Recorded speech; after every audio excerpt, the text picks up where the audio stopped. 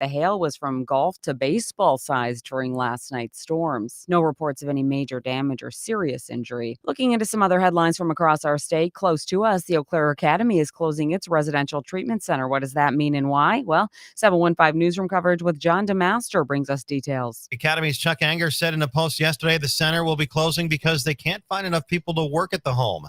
The Academy is a residential treatment facility for kids with behavioral issues. The Eau Claire Academy School, which is nearby, will stay open.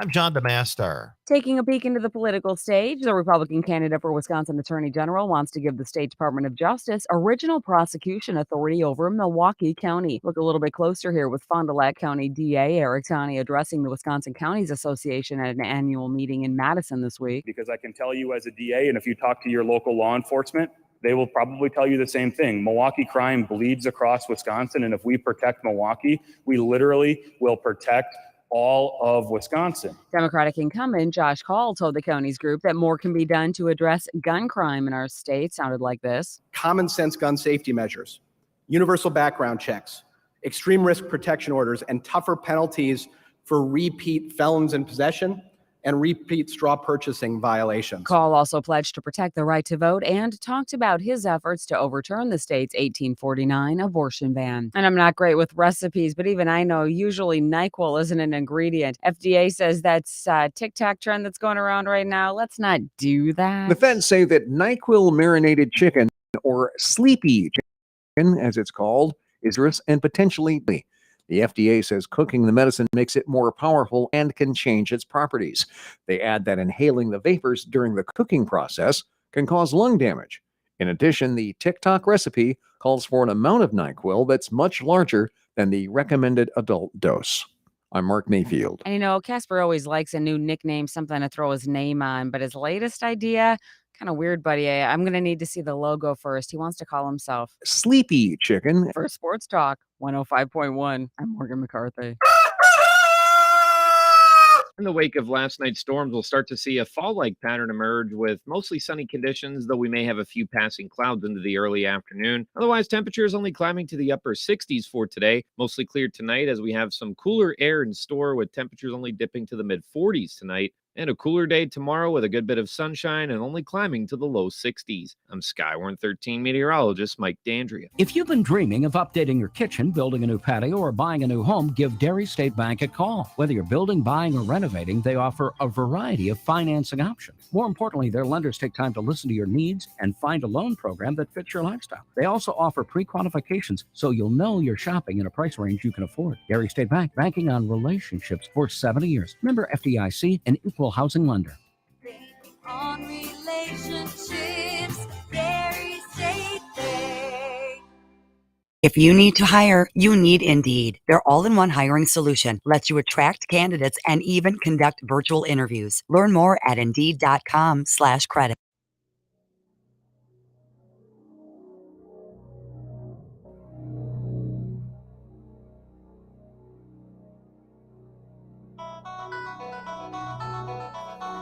Welcome to the Dan Kasper Show. Yes, sir. Yes, sir. It's the show that features serious, thought-provoking sports talk and insightful sports commentary. You knew it! In other words, it's the show where they all talk a crap load about sports. Let's go for it! Now let's introduce your host, a man who lives and breathes and has a passion for sports. A man who breaks everything down in the sports world and gives you everything you need to know. Plus a bunch of stuff you probably don't need, but you'll still enjoy it. You can't handle the truth.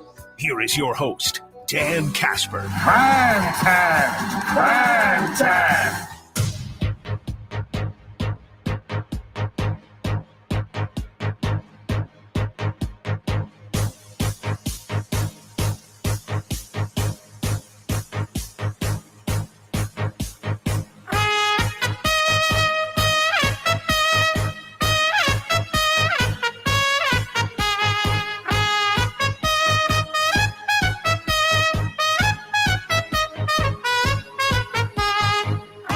What's going on, everybody? Good morning. Happy Wednesday. Dan Kasper Show's on the air, back in studio as well. Appreciate you tuning in. However you may be tuning in, radio dials, a couple of those at 105.1 FM and 7:90 a.m. Also available online, sportstalk1051.com. You can stream it, get the video link up there. Of course, you got your Google and Alexa home devices, Sports Talk app.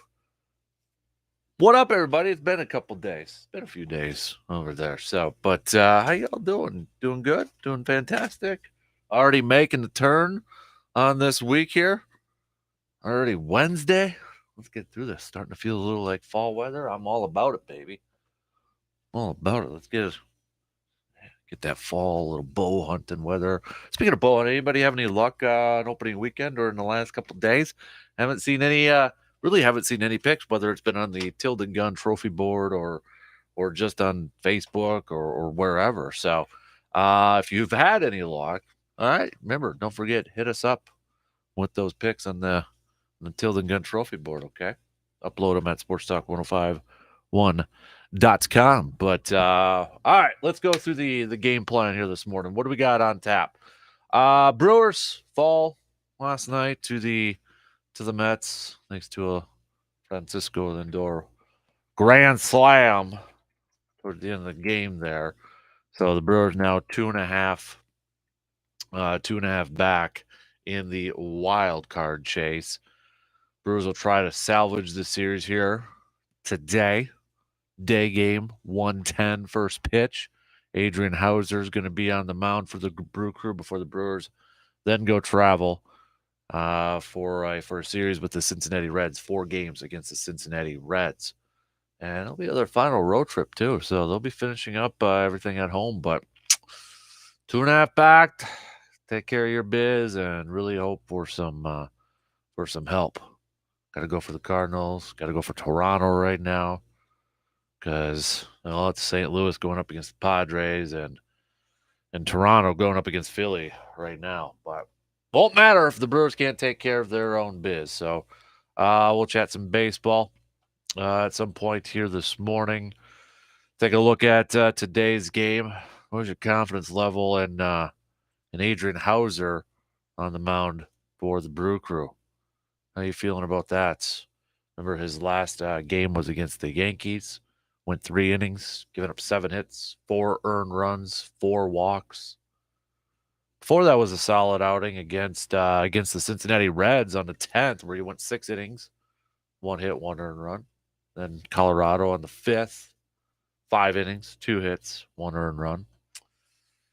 I don't know. Hauser still makes me a little bit nervous. Regardless of if he's on a nice little hot streak or good streak or whatever, but still makes me a little bit nervous with Hauser on the mound there. So Packers will be returning to practice today. Normal Wednesday coming up here, so we should hear from Matt LaFleur later on today.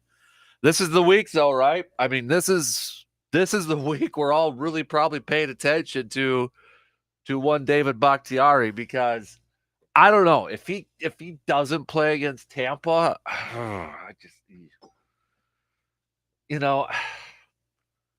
Maybe they've got this plan figured out, because I mean, you think about the PUP list, and I know that's going to start. Like if Bakhtiari misses against Tampa, you're going to start to hear more people question, why wasn't the dude placed on the PUP list to begin the season? You missed 4 games. You create a roster spot early part of the year. You go on from there. However, maybe Green Bay's thinking, well, if we put him on the PUP, that means we can't practice him. We can't have a ramp-up period.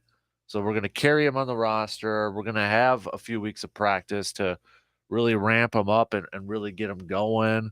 Maybe they'd be eyeing New England on the 2nd or whatever. But every week that goes by, I think, and just kind of judging it based off of some of the comments out there on social medias and such, it's sure seems like the majority doesn't feel like they're going to see David Bakhtiari out on the field in a regular season game. I think we'll see him at some point, but it's frustrating though, right? It's a little frustrating. Good to see Elton Jenkins back on the field though for Sunday night against Chicago, getting the rust off, getting ready for New England there. Obviously, Alan Lazard too is back on the field too. So it's just now it's kind of we're waiting to see what when we're going to see David Bakhtiari. I don't know. I don't even know if we're going to see him this week. I have this feeling in my gut. I know some of the writers out there and some of the insiders out there were kind of saying, before even the Minnesota game was going to start the first couple weeks and potentially make his return against Tampa Bay. But I don't know. I just have this weird feeling that it might be New England on October 2nd back at Lambeau Field. But wouldn't be the first time. I'd be completely wrong on that thing. But taking a look at this game with Tampa Bay coming up here, what is the biggest concern, or maybe the biggest? Yeah, I'm going to stick with the word concern. Biggest concern you have surrounding Tampa Bay. I know Aaron Rodgers yesterday on his appearance with Pat McAfee kind of pointed to some similarities with the Packers start from this year to last year. Getting kind of spanked in the first week, division game the second week, you get the win. They go on the road against a team that they're not favored to win, and they win it. Remember last year that was the 49ers with Mason Crosby hitting that field goal. Obviously, he's talking about Tampa coming up this weekend, so he's kind of pointing to some similarities there. But I mean, when you look at this, Green Bay, ever since the Tom Brady era in Tampa Bay, Green Bay's 0-2, right? First year, or I should say a couple years ago, they got off to a 10-0 start against Tampa Bay, and then it was just gosh awful and ugly in the regular season a couple years ago. Then, of course, the NFC Championship game. So, what concerns you the most? Tampa Bay signing Cole Beasley to their practice squad yesterday. I think you could probably assume that he's going to be activated or at least called up for this game against Green Bay. But today will also be a big day for the Buccaneers because Mike Evans appealed his 1-game suspension. The hearing was yesterday, and they should know whether it's going to be reversed or if the suspension is going to stick for that game against Green Bay today. We'll find that out today, it sounds like. So, I mean, that's a big piece Tampa Bay would be missing there, and let's just call it what it is. Maybe a little bit of a sigh of relief for Green Bay's defense if they don't have to go up against one Mike Evans. But what is your biggest concern? Is it this front of Tampa Bay? Now, also, too, yesterday it was announced that Akeem Hicks, longtime Bear, always gave Green Bay fits, it seems like, the majority of the time in their in their matchups 2 times a year. He's with Tampa Bay, but he ain't playing in this game. He's out with an injury. So, but you still got Vita Vea. You still got, those linebackers and such. What is your biggest concern? And is this, in your opinion, this game, I know I'm throwing a couple questions out at you, but I just thought of this one too. But is this game for you kind of like maybe a mental hurdle to try to get over? Like, all right, it's like, maybe it's not the greatest comparison because there was more matchups against them, but, sure seemed like in the 90s, I was like, okay, we got to get them over the mental hurdle of the Dallas Cowboys. Got to get a win over the Dallas Cowboys. And Tampa, it's only been a couple of games here, but it just kind of has that aura around it, I guess. But do you think this is like a mental, overcoming a mental type of game, mental hurdle? I don't know. What do you think on that one? But start hitting me up with some text, okay? On that Shoe Doctors bullpen line, 715-830-1912. We are going to chat some Badgers and Ohio State football. Badgers taking on Ohio State this Saturday at Ohio State. I know he wasn't on yesterday because, he was in the same building as I was yesterday for some work stuff. So RJ Cardinal will be joining us about 8:20 this morning to break down this Badger-Ohio State game coming up here. Are you giving the Badgers any chance? Are you giving them any shot to get a victory in Ohio. Do you think there's any way Wisconsin can get that victory? Scale of 1 to 10, people. I'm probably at a 2 or 3. And that may be a little bit high.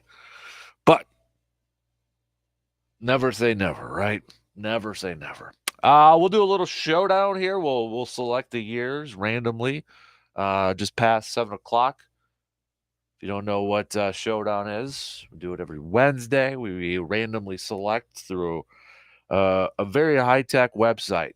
Not that high-tech, but it's just you plug in, a year range, and it'll give you 2 random years. So what we do is we debate which year was the best. So 1985 beat 1978 last week, based off 3 categories: sports, music, videos. We might have to add like television. Now because I don't want to go down that path. But sports, movies, and music. So we'll get to that too. But also a Chippewa Valley Habitat for Humanity Good Vibes story will be coming at you later on this morning. So let's jump into it, baby.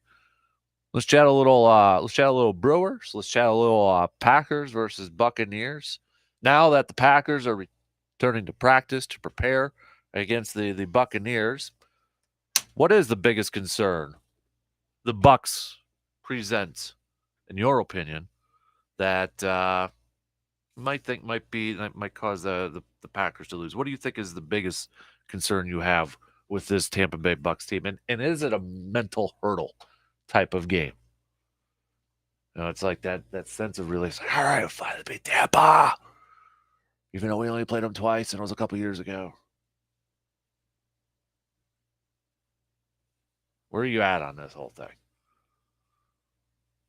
Tampa's going through some injuries, but is that enough for you to think that Green Bay can pick up the victory? Start hitting me up, okay?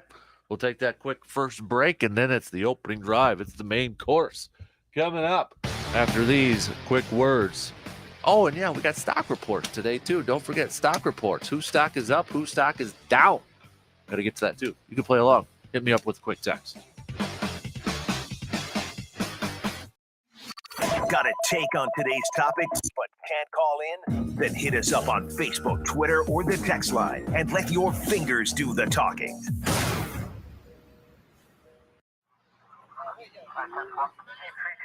As an emergency medical technician, I hope motorists can remember these 4 life-saving words.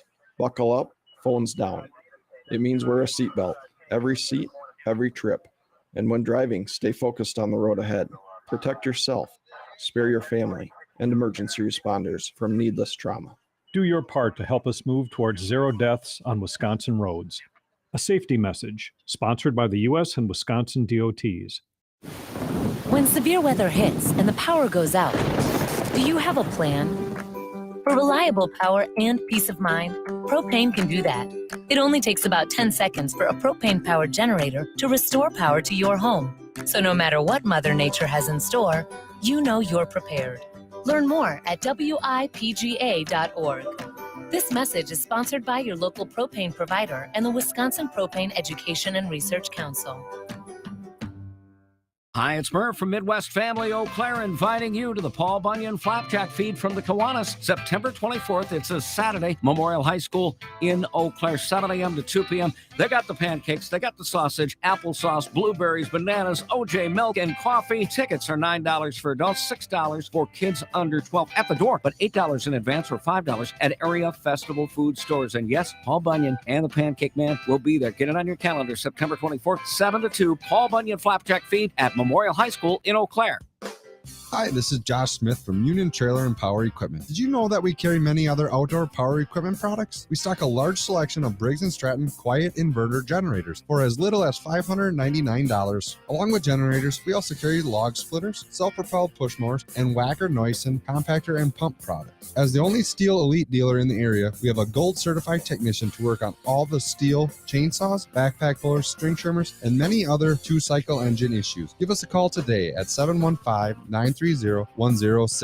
With the addition of the Wacker Neuson product line this year, we have also expanded into rental. We'll be renting out many different trailer options along with skid steers and mini excavators this season. Give our rental department a call today to schedule your next rental. Union Trailer and Power Equipment, a local family-owned business located right in the Chippewa Valley off Highway 53 at the Melby Street exit. Visit us online at uniontrailer.com. Quality products, expert service, Union Trailer Sales.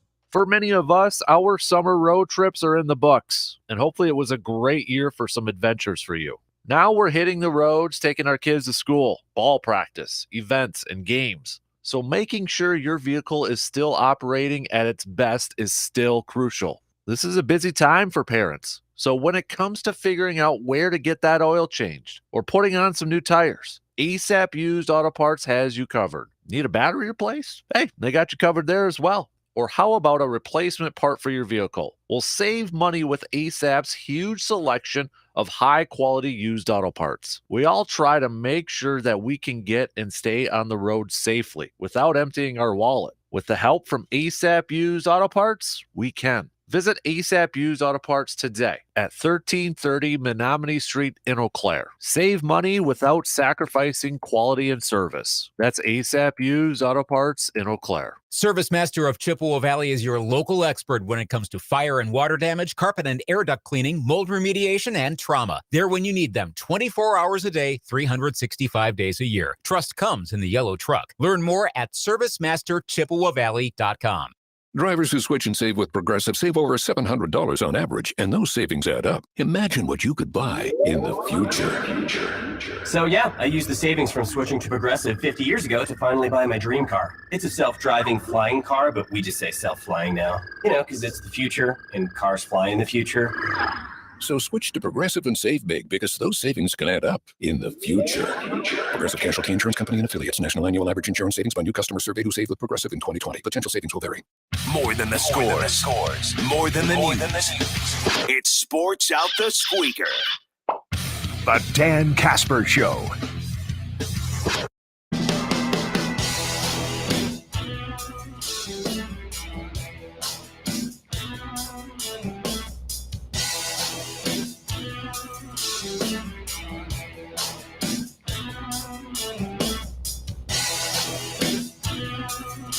Your tailgating headquarters is located at Hy-Vee right here in Eau Claire. Whether you're looking for some damn good burgers, maybe some brats, going to fire up the smoker for some ribs, or maybe you need some dips or some beverages, Hy-Vee is your go-to location to load up for those game day tailgate parties at your homestead, maybe in the man cave or anything like that. So whatever you're looking for, Hy-Vee's got it. And speaking of Hy-Vee, coming up here, we've got Bloodies with Your Buddies featuring Silver Spring Foods, delicious non-GMO horseradish with just the right zing.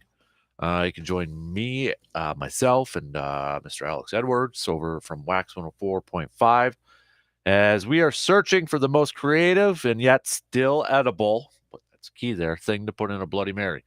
You could win a Silver Spring Foods Bloody Mary kit or 3 packs of award-winning Silver Spring Foods mustards. Our grand prize winner will win a $100 Hy-Vee gift card and a fire pit at the Thursday Fire Pit Finals on Thursday, September 29th at Hy-Vee. All you got to do is enter right now at around the 715. That's the number 715. So around the 715.com to enter, powered by Silver Spring Foods. All right, let's get this thing rolling here. G-Man, his concern is the Tampa Bay run game. Pack has given up a lot of yards. P.S. Did you win an award for your show? So it was a work conference for the past couple days, but yeah, we did bring home a little bit of hardware too. So we did bring home a little bit of hardware. So a little self promo right there, but yeah. I agree with you, though, G-Man. I think one of the concerns is definitely this run game. Playoff Lenny. Well, it's been Leonard Fournette through the – and I know it's, you know, when you look at stats and rankings, we're just 2 games into this thing. So, I mean, I don't want to overreact too much from this. But, in the early parts of the season here, you're looking at Leonard Fournette and the dude's, running the ball 192 yards so far on the season, which would put him at 5th in the National Football League behind Saquon Barkley, who's 236, Nick Chubb, 228, Jonathan Taylor, 215, DeAndre Swift is at 200. So, looking at this pass game against the Bears when Montgomery seemed like he was kind of having his way there in the second half, I would agree with you there, G-Man, that one of my concerns would be to stop playoff Lenny, to stop Leonard Fournette in the run game. And, again, it's just 2 games in, but Tom Brady, he's got just 402 passing yards so far this year. To kind of put it in perspective here, Aaron Rodgers has more than him. Granted, it's only by 27 more yards, but I mean, if you wanted to take a look at it, Tom Brady's got the 23rd most passing yards in the NFL right now. Tua is number 1. Carson Wentz is at number 2. If you in your bingo cards for the first 2 games of the season had Tua, Carson Wentz, and Joe Flacco as the top 3 quarterbacks with the most passing yards in the season, well, then you win a free car. If you had those 3 names as your top 3, you need to go buy a lottery ticket or something there. Nobody had that happen coming. Nobody. But again, it's 2 games in. Let's not overreact here. Let's not get too amped up about it. But I think the other thing here too, stopping the run, it would be one of my concerns. Also, looking at this Tampa defense in the early parts of this season, I mean, they are 5th in yards allowed. San Fran's 1, Buffalo 2, Denver 3, Patriots 4, Tampa Bay's 5 at 276. But Tampa Bay is right now leading the league in sacks. They've got 10 so far this year. Buffalo's at 2, sitting there at 9. So Green Bay getting Elton Jenkins back last week was a big boost to get that rust off there a little bit and kind of help solidify the offensive line. We saw in week 1 against Minnesota, Aaron Rodgers under a lot of duress, taking some hits early. Week 1, you don't want to see that. But Tampa Bay has been able to get after the quarterback, and that's, with Dallas and the Saints in the first couple of weeks here. That, to me, would be another concern, is the protection for Aaron, the offensive line play for the green and gold. And if you look at it like individually, I mean, you've got Devin White, the linebacker for Tampa Bay, who's tied for 3rd for the 3rd most sacks in the league. He's got 3 so far this year. But Tampa Bay also has been one of the better defenses in creating turnovers this year. They've created 4 turnovers, which is tied for the 2nd most. Who's got the most right now, baby? Jacksonville at 5. But Tampa and Pittsburgh tied up there with 4. So those to me are the 2, I guess, biggest concerns. Would be stopping Leonard Fournette, would be protecting Aaron Rodgers against that defensive front of Tampa Bay. Now, a lot could change here. Tampa Bay, we already know, is going to be missing Akeem Hicks, who is a big part of that defensive line, that front. And we mentioned we'll know about Mike Evans later on today, whether that 1-game suspension is going to hold up or not. But those would be 2 big losses. Well, let's not overreact to it too much because, I mean, Tampa Bay still got some talent, right? It will be interesting to see how their wide receivers kind of play out here. Godwin, and I know Julio's even banged up. Mike Evans suspended as of now. They did bring in Cole Beasley to the practice squad. I would imagine is probably going to be activated for the game. Tampa Bay went through some injuries in the early parts of training camp in the preseason to their offensive line. But when you look at that defense, you still got Vita Vea, Still got Golston. You got Levante David. You've got Devin White. You got Shaquille Barrett. You've got guys who can get after the quarterback.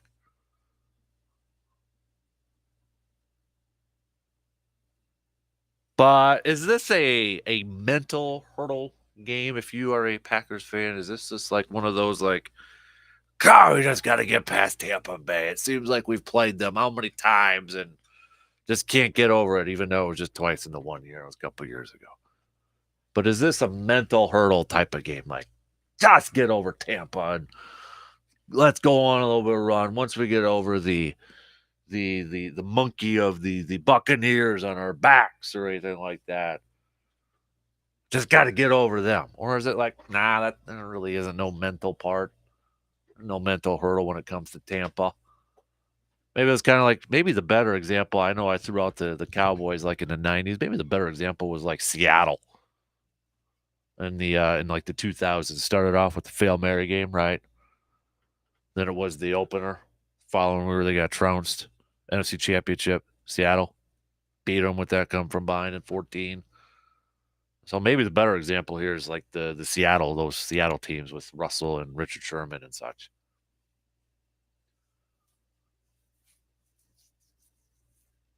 But I think, I mean, looking at this, and I know we'll kind of deep dive into like key matchups and keys to victory when we get to a Football Friday later on this week. But Green Bay obviously probably wouldn't want to start 1-2. It wouldn't be the end of the world by any means. But you get a big win on the road against Tampa. You come home against New England. You make a trip to London against the Giants, and then the 2-0 Giants. And then you come home with the – I mean, Green Bay, after this game, assuming everybody's healthy and all that sort of stuff, you win this game against Tampa. I could kind of see where Aaron mentioned yesterday on the Pat McAfee show that, hey, it's a little bit similar to last year. Get trounced in week 1, beat a division opponent in week 2, win on the road where we're not favored in week 3, and they went on that run. Was it 7 in a row or something like that they won? But, I mean, after this Tampa Bay game, and I don't want to look too far ahead, Green Bay definitely has a chance to go on a little bit of a run here before this big-time game against Buffalo on October 30th. And holy moly, does Buffalo look the part. Whew. Yeesh. It looked pretty darn scary. But you got New England, you got the Giants, you got the Jets, then you're at Washington before you go to Buffalo.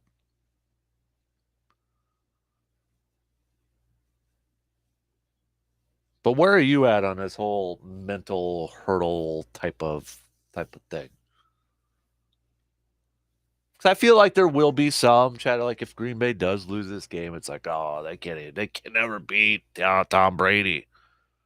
They can't beat the Bucs. They're not going to go to the Super Bowl. They're not going to win this thing. What the heck is going on?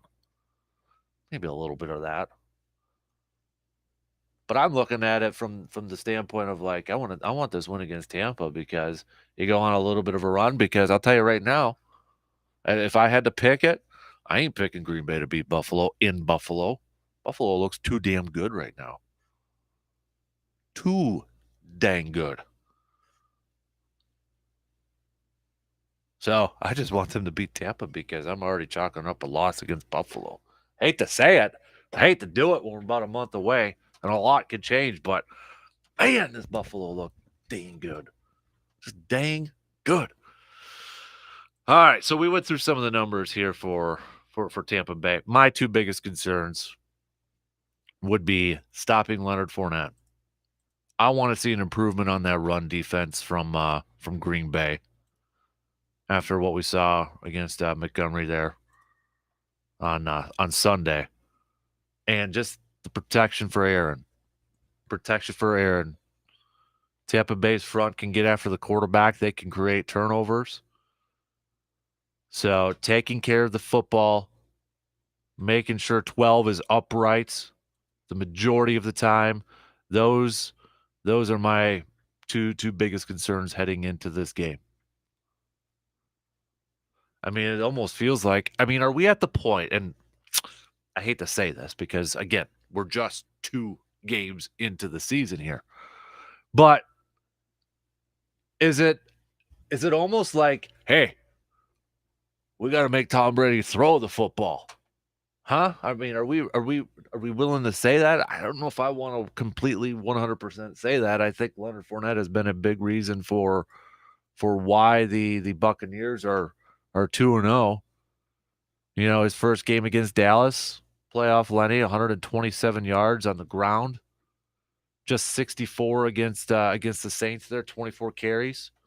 But they are really giving him to begin this season. 21 carries against Dallas, 24 carries against the Saints. I mean, they're really giving him the rock. You look at Tom Brady in his first couple games, 18 of 27 for just 212, a touchdown interception against Dallas. Saints, 18 of 34, 190 yards for one touchdown.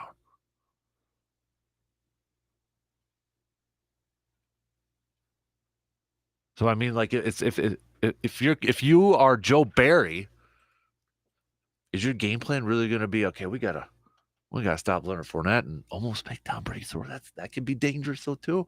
But I think a lot's going to depend on who he's going to have to throw out. I mean, if there's no Mike Evans, there's no Godwin, Julio Jones is banged up.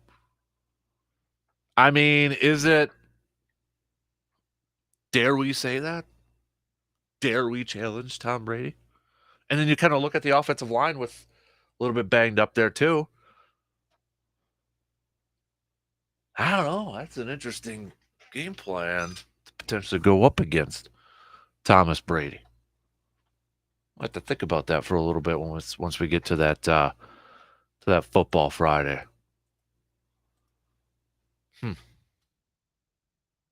Just for comparison's sake, so where's in the first overreaction 2 weeks into the season, rankings and numbers and all that sort of stuff. If you're just kind of curious, I know I went through Tampa Bay's, numbers and that, but Green Bay defensively, if we're looking at yards given up per game, so Tampa was 5th, 6th, 7th, 8th, 9th, 10th. Green Bay's 10th. If you want to break it down a little bit, Green Bay's, and this helps because, Justin Fields last week, but Green Bay's 4th in passing defense in terms of yards given up rushing. Green Bay is towards the bottom, 27th in the league, 27th in the league in rushing defense. So again, it's 2 weeks. Don't really want to, what the heck? Numbers are a little bit inflated. We get that. But just kind of for comparison's sakes there. Green Bay, for what it's worth, after and this might be the perfect example of, like, don't pay too much attention to the numbers. I mean, they kind of give us a couple of talking points here, stats wise. But don't put a whole lot of stock into it because Green Bay is the 6th best rushing team in the entire NFL. 157 yards per game. And what were we talking about in week 1? Give the ball more to Aaron Jones and A.J. Dillon. We're still too early into the season so far. So, all right. Let's take a quick break. Don't forget, hit me up on the Shoe Doctors bullpen line with a quick text. Going to talk some Brewers as well. 2.5 back. Any confidence in this crew? 180!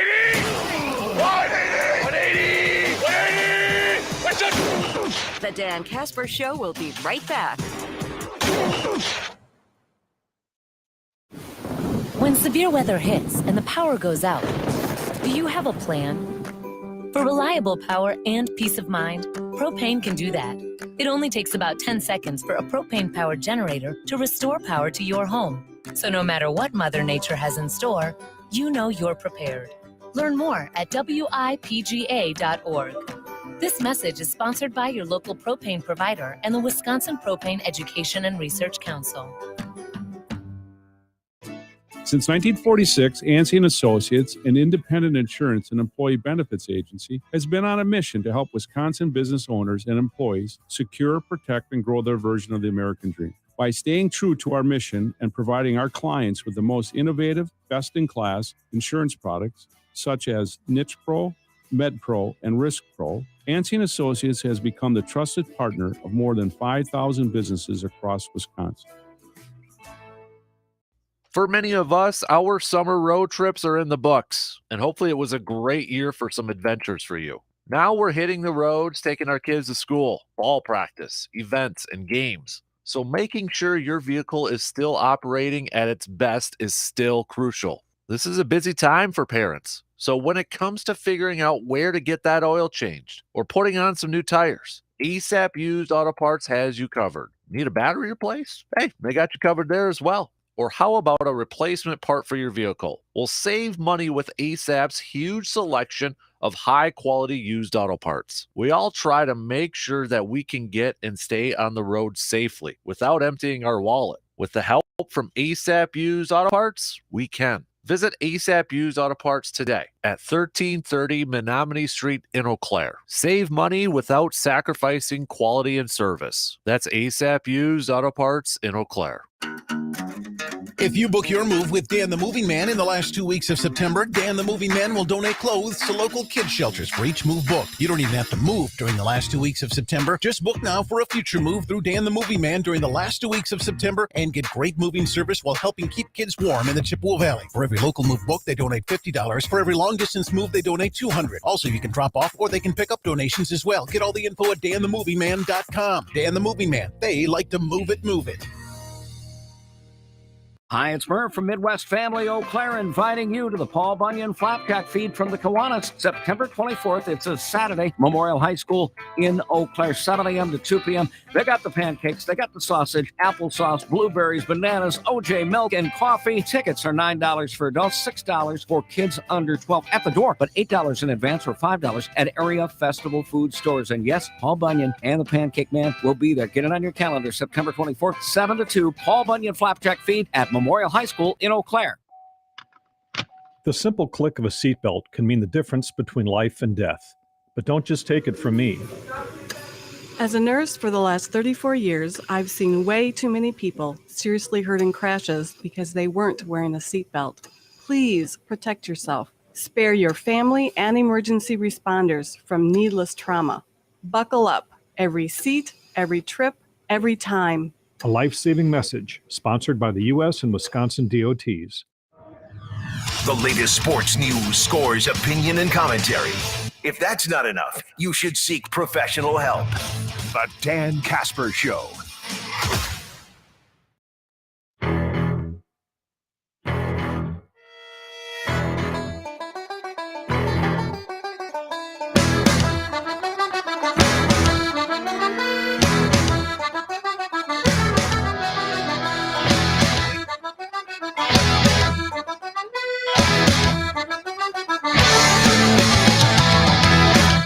Looking to do a little treasure hunting? Look no further than checking out the Chippewa Valley Habitat for Humanity Race Store. Whether you're looking for some furniture, maybe some building supplies or other needs, check out the Restore at 145 North Claremont Avenue.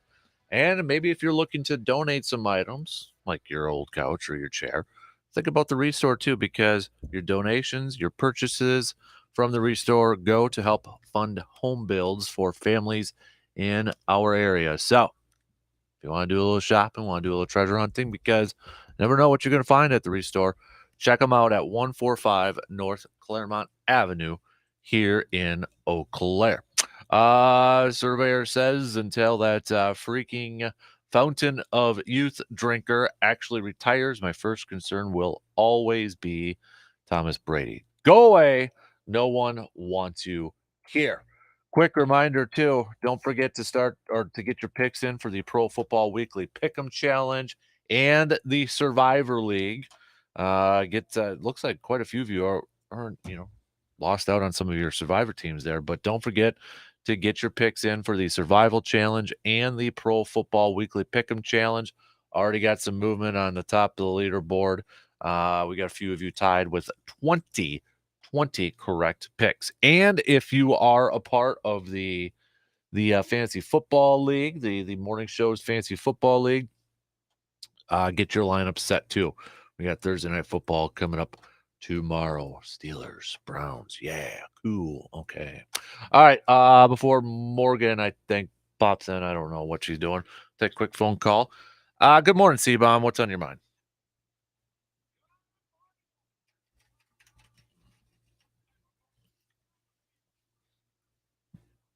What's that? You were kind of fading out there a little bit.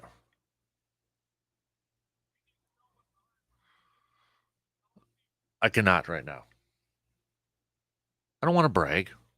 It's just a company award. It's just a company award. So.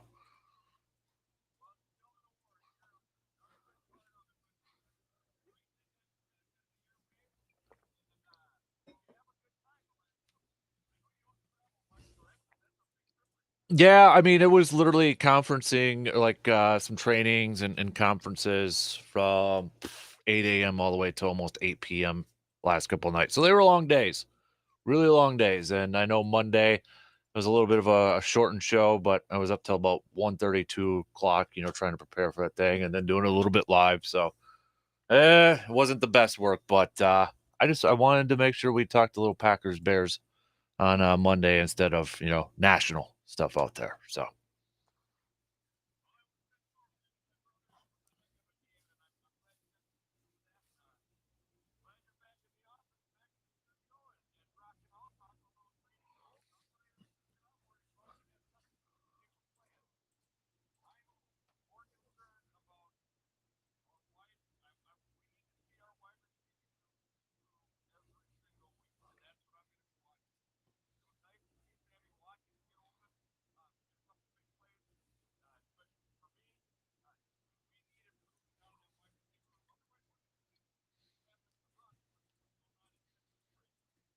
Mm.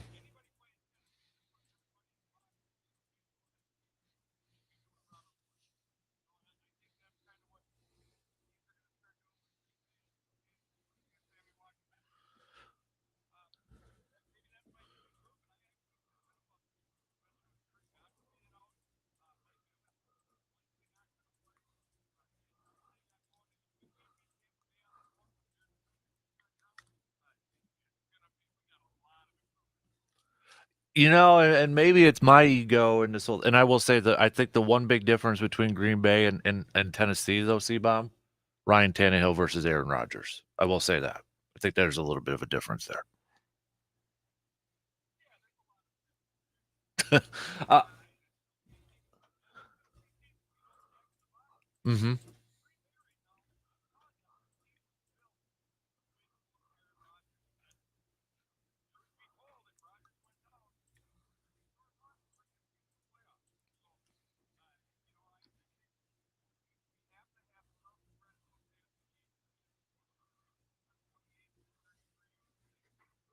Is Tampa Bay a mental hurdle for you?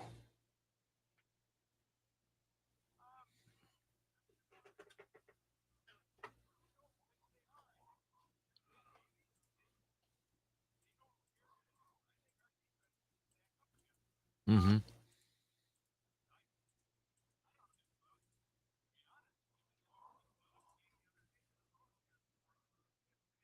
Mm-hmm.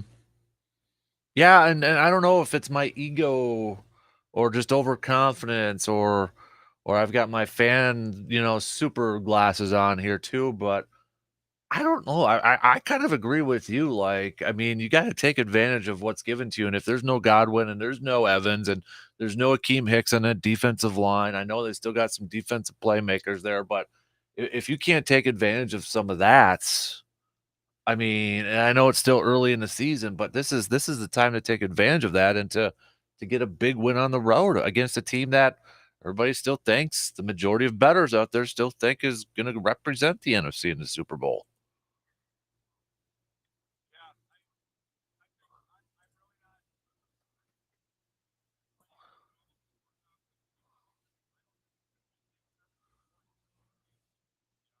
Yeah.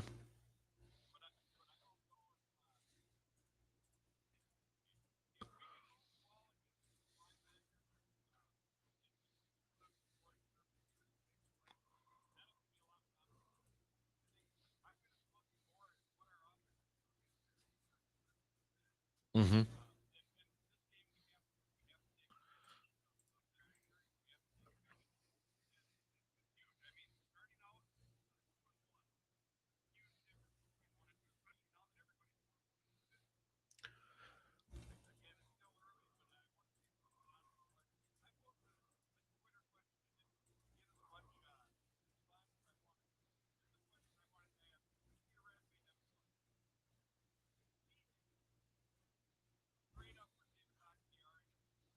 Bengals wouldn't do it.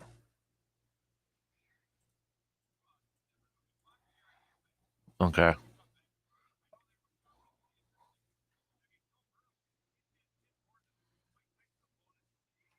Mm-hmm.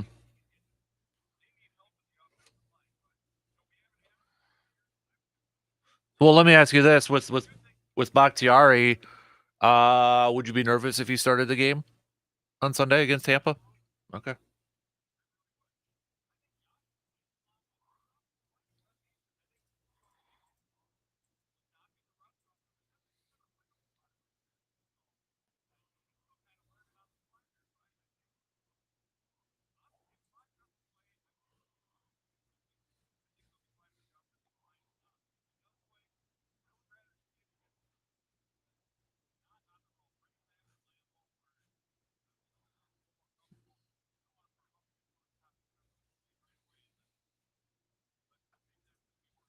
Mm-hmm. All right, dude. Hey, appreciate the phone call this morning. Good to hear from you. You got it. There you go. There's Steve. I'm hopping off. Well, how about the rest of you? Would you be?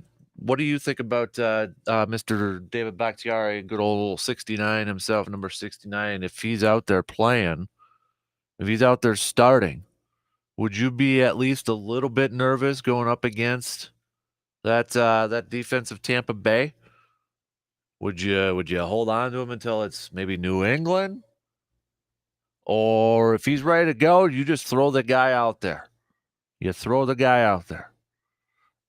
I mean, I feel like that we as fans, and there's going to be a lot of people, whenever David Bakhtiari is back out on that field, that microscope's going to be on him. That spotlight's going to be on him.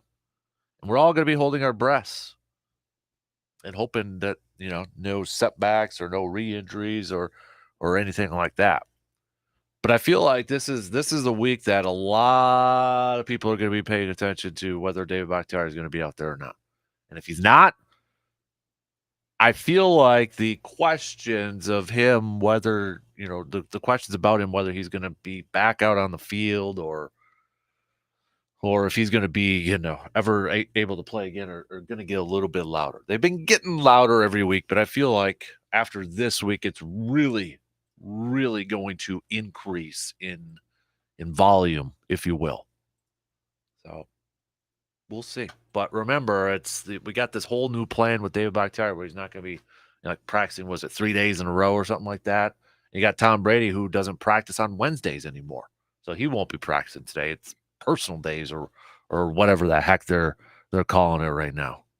So we'll see. But Matt LaFleur, he'll be talking later on today as the Packers get ready to practice and prepare for the Tampa Bay Buccaneers, and we'll see if there's anybody that maybe is out of practice or anything like that. So we're gonna get to some baseball talk too coming up here in the next hour. Brewers 2.5 back.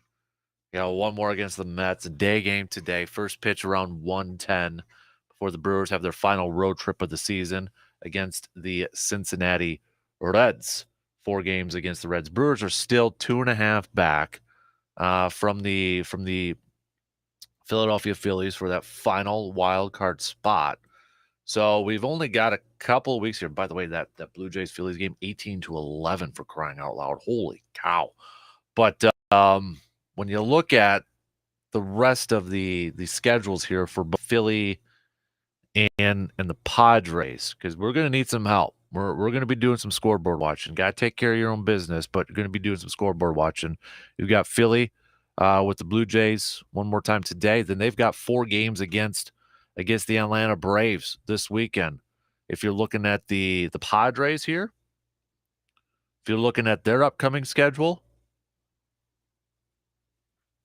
kind of looking at they've got St. Louis. They beat St. Louis yesterday. Rockies, and then the Dodgers and White Sox. How big of a weekend is this coming up here for the Brewers when you look at those teams and look at these schedules? Brewers face the Reds. Philly's got the Braves. Padres are in the middle of the series against the Cardinals. Yes, they have the Rockies next week, but then the Dodgers and White Sox. Time for movement to be made this weekend against the Reds. What do you think? All right. So we'll talk some more Brewers baseball coming up in the next hour. Plus, we'll do a little showdown. We'll select the 2 years we're going to do battle with, and then stock reports. Whose stock is up? Whose stock is down? I've got one NFL team whose stock is up, and one NFL team whose stock is down. We'll get to that coming up a little bit later on. Speaking of stock going down, welcome back. How are you? I'm good. How are you? Good. How you Somebody feeling? who doesn't answer text messages. What? I sent you a text yesterday. Did you? I was having phone issues. It's always technology. It You always blame is. technology. I have the worst luck. I'll check. What was it? Something nasty? No, I said, hey, heads up, I won't be in studio. All right. I'll be sure to check.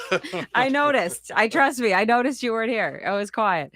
We have the Wednesday wild card for Kasper, which means, of course, we'll shuffle up the deck and let him draw. But first, did you hear about the latest piece of sports memorabilia? I know you're always looking to scope out for the man cave. What? Talked a little bit about Jordan's jersey. Yeah. Now we're going to switch games from basketball to baseball. Jackie Robinson. Ooh. Did you hear? No. A glove with a lot of baseball history behind it could fetch some big bucks. Jackie Robinson wore the glove during the 1955-56 seasons. 42 written on it as well. Auction finishes October 1st. They're thinking maybe $750,000 for it. So $750,000? Yeah, I Wow. think that's how that breaks down in math terms. Okay. So you can put that up there. What do you think? What if you had to Where guess? do people have all this stuff all of a sudden? I Is always it in like wonder that- trunks and In my man mind, caves? it always is like, you know how on PBS they have the Antique Roadshow? Yeah. And it's always somebody that was like, I just was walking through a thrift sale and grabbed this Picasso. Like, that doesn't happen in real life. But all of a sudden, these people are like, I was cleaning out my dad's attic and I found Jackie Robinson's mitt with his number written right on it. Right. Where are these I people wish finding I could this stuff? go to like these thrift stores or something and find a, like a Vince Lombardi jacket or something. Just hanging out. Yeah, it'd be your lucky day. If anybody's had a kind of a stumble like that, it would be fun to hear about, because one of the funniest stories I ever heard, this was a while ago, probably a few years ago now, but gaming is obviously bigger and bigger all the time. And the original Nintendo, which a lot of us had, myself included, when you would have to kind of like blow on the cartridge and hit it, slap it on the side to get it to come into focus. Yep. Well, there was one untouched original in the box Nintendo and game set series for Mario that somebody found in their parents' attic, because what happened was their parents wrapped it up for Christmas, forgot about it. And it had been but it had been hidden up there since. And so all these decades later, they were going through their parents' stuff to move and ended up finding these old Christmas presents wrapped. That's the other thing that bugs me too. Like, I mean, that's a pretty big gift. Wouldn't you notice? Yeah. Like, oh yeah, we forgot to give Johnny that gift. Or if you bought it early in the year, squirreled it away, forgot where you put it, you end up buying another one. I mean, who knows? It gets hectic around the It's holidays. like Clark Griswold. But it was one of those deals where I was like, that was pretty funny to hear that. Yeah. All right. Should we throw you under the Wednesday wild card wagon for a second here? We got a few seconds. All yeah, right. let's Pick do a it card, quick. any card. All right, Kasper. Something that you are proud of but would never put on a resume. Think about it. I have no idea. Oh wait, that's the Oscar music too. So. Oh no! That's Come a on, tough wrap one. it up. Open the envelope. Who's the winner? Get What an am I answer in proud under the of? wire. That I would never put on a resume. The editors are going to cut you off. That I get to work with you. Let me check my text. Maybe I will respond after all. All right, 1 hour in. Got a couple more to go. Let's play a little showdown coming up in the next hour. WAYY Eau Claire, W286CK Eau Claire, Sports Talk 105.1 and 790 AM. Sports Talk 105.1 with the very latest local news. A final goodbye, as mourners said that to Eau Claire County Sheriff yesterday. Many local leaders and other sheriffs speaking at the funeral for Sheriff Ron Kramer.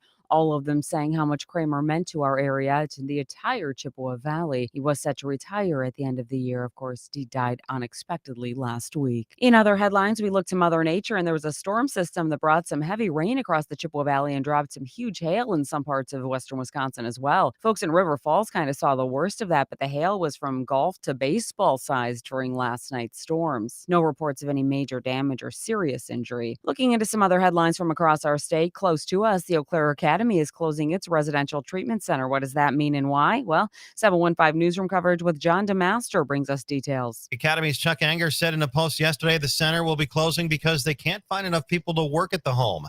The Academy is a residential treatment facility for kids with behavioral issues. The Eau Claire Academy School, which is nearby, will stay open.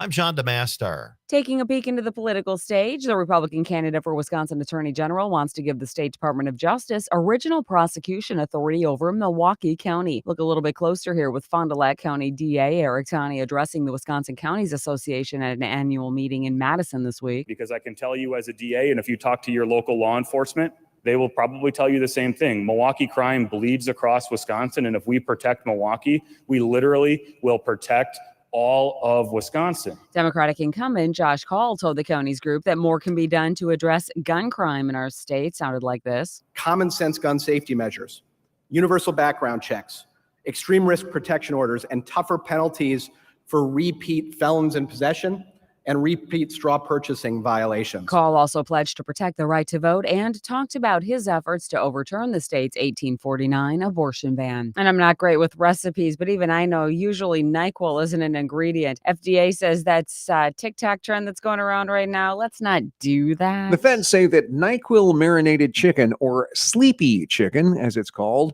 is dangerous and potentially deadly. The FDA says cooking the medicine makes it more powerful and can change its properties. They add that inhaling the vapors during the cooking process can cause lung damage. In addition, the TikTok recipe calls for an amount of NyQuil that's much larger than the recommended adult dose. I'm Mark Mayfield. And you know, Casper always likes a new nickname, something to throw his name on, but his latest idea, kind of weird, buddy. I'm going to need to see the logo first. He wants to call himself Sleepy Chicken. For Sports Talk 105.1, I'm Morgan McCarthy.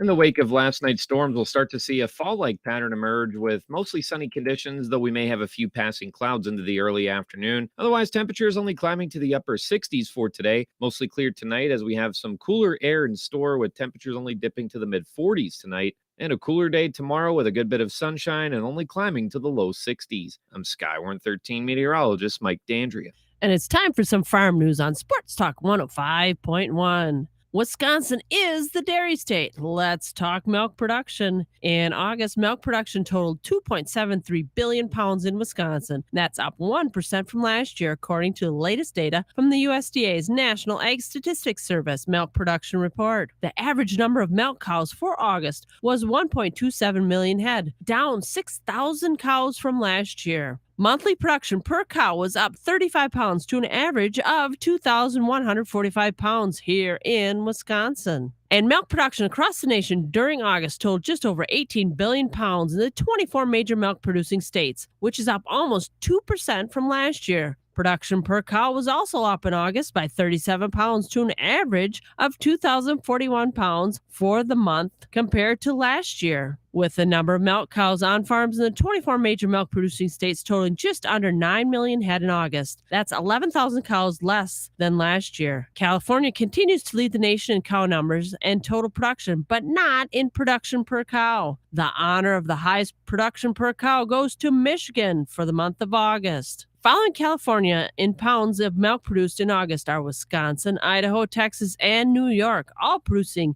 over 1 billion pounds for the month. Finalists have been named for the Leopold Conservation Program Award. According to Wisconsin Ag Connection, 4 Wisconsin farm families have been selected as finalists for the annual award. In order to win this award, landowners must demonstrate responsible land stewardship and management of natural resources, with the winner being awarded $10,000. Finalists from our area include Knowles Dairy Farm of Alma in Buffalo County, run by Curtis, Mark, and Scott Knoll and their families, and Tomandle Farms of Medford in Marathon and Taylor counties, run by former former agricultural instructors Joe and Christy Tamandel. Sand County Foundation and the Wisconsin Farm Bureau work in partnership to support this program. And that's a little look at our farm news. I'm Joe Welke. So hot in here.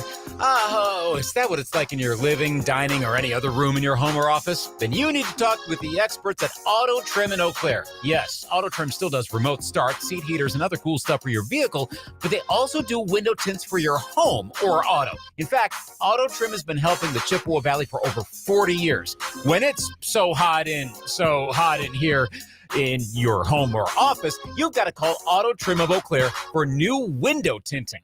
Wendy's new home-style French toast sticks are so good, some are saying they're better than their moms. Perfectly crispy, perfectly golden brown. Try Wendy's new home-style French toast sticks today and see if they're better than your mom's.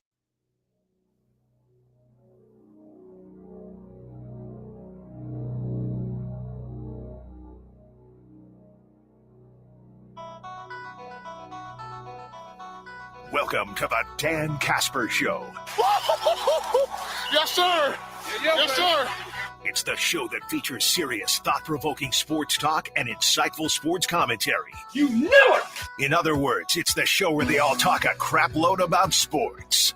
Let's go for it. Now let's introduce your host, a man who lives and breathes and has a passion for sports. A man who breaks everything down in the sports world and gives you everything you need to know. Plus a bunch of stuff you probably don't need, but you'll still enjoy it.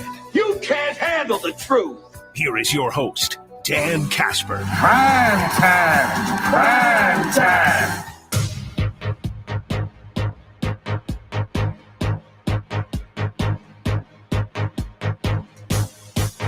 Second hour kicking off on this Making the Turn Wednesday. Appreciate you all tuning in wherever, however you may be tuning in. Coming up this hour, we're going to play a little showdown because next hour we'll have RJ Cardinal join us for a few minutes to help break down Badgers taking on the Buckeyes of Ohio State this Saturday. So we'll do a little showdown here earlier. Well, let's shoot for about 7:40 here this morning. We'll get to some stock reports just past 8 o'clock. We've got a Chippewa Valley Habitat for Humanity good vibe story coming down your way as well. So plenty to get to here, but we'll kick it off. First of all, I'll give Luke a little bit of the 2 years here that I just automatically generated. And we got quite the gap this time. Okay. 1966 and 1994. Wow. So those are your 2 years to Okay. do a little research here. Okay. Let's do some sports nuggets of the day. 1970. Monday Night Football made its debut on ABC TV. The game was between the Cleveland Browns and the New York Jets. The Browns won 31-21. 1971, the American League approved the move of the Washington Senators to Arlington, Texas. 1982, the National Football League players from the National Football League began a 57-day strike. It was their first regular season walkout. 2008, the Yankees played their last game at Yankee Stadium. The new Yankee Stadium opened across the street the following year in 2009. Those are just some of your fantastic sports nuggets for this morning. So, Luke, thanks for filling in yesterday. You're welcome. For me, appreciate that. So, wanted to make sure I gave you that little shout out there too. So, I'll go good.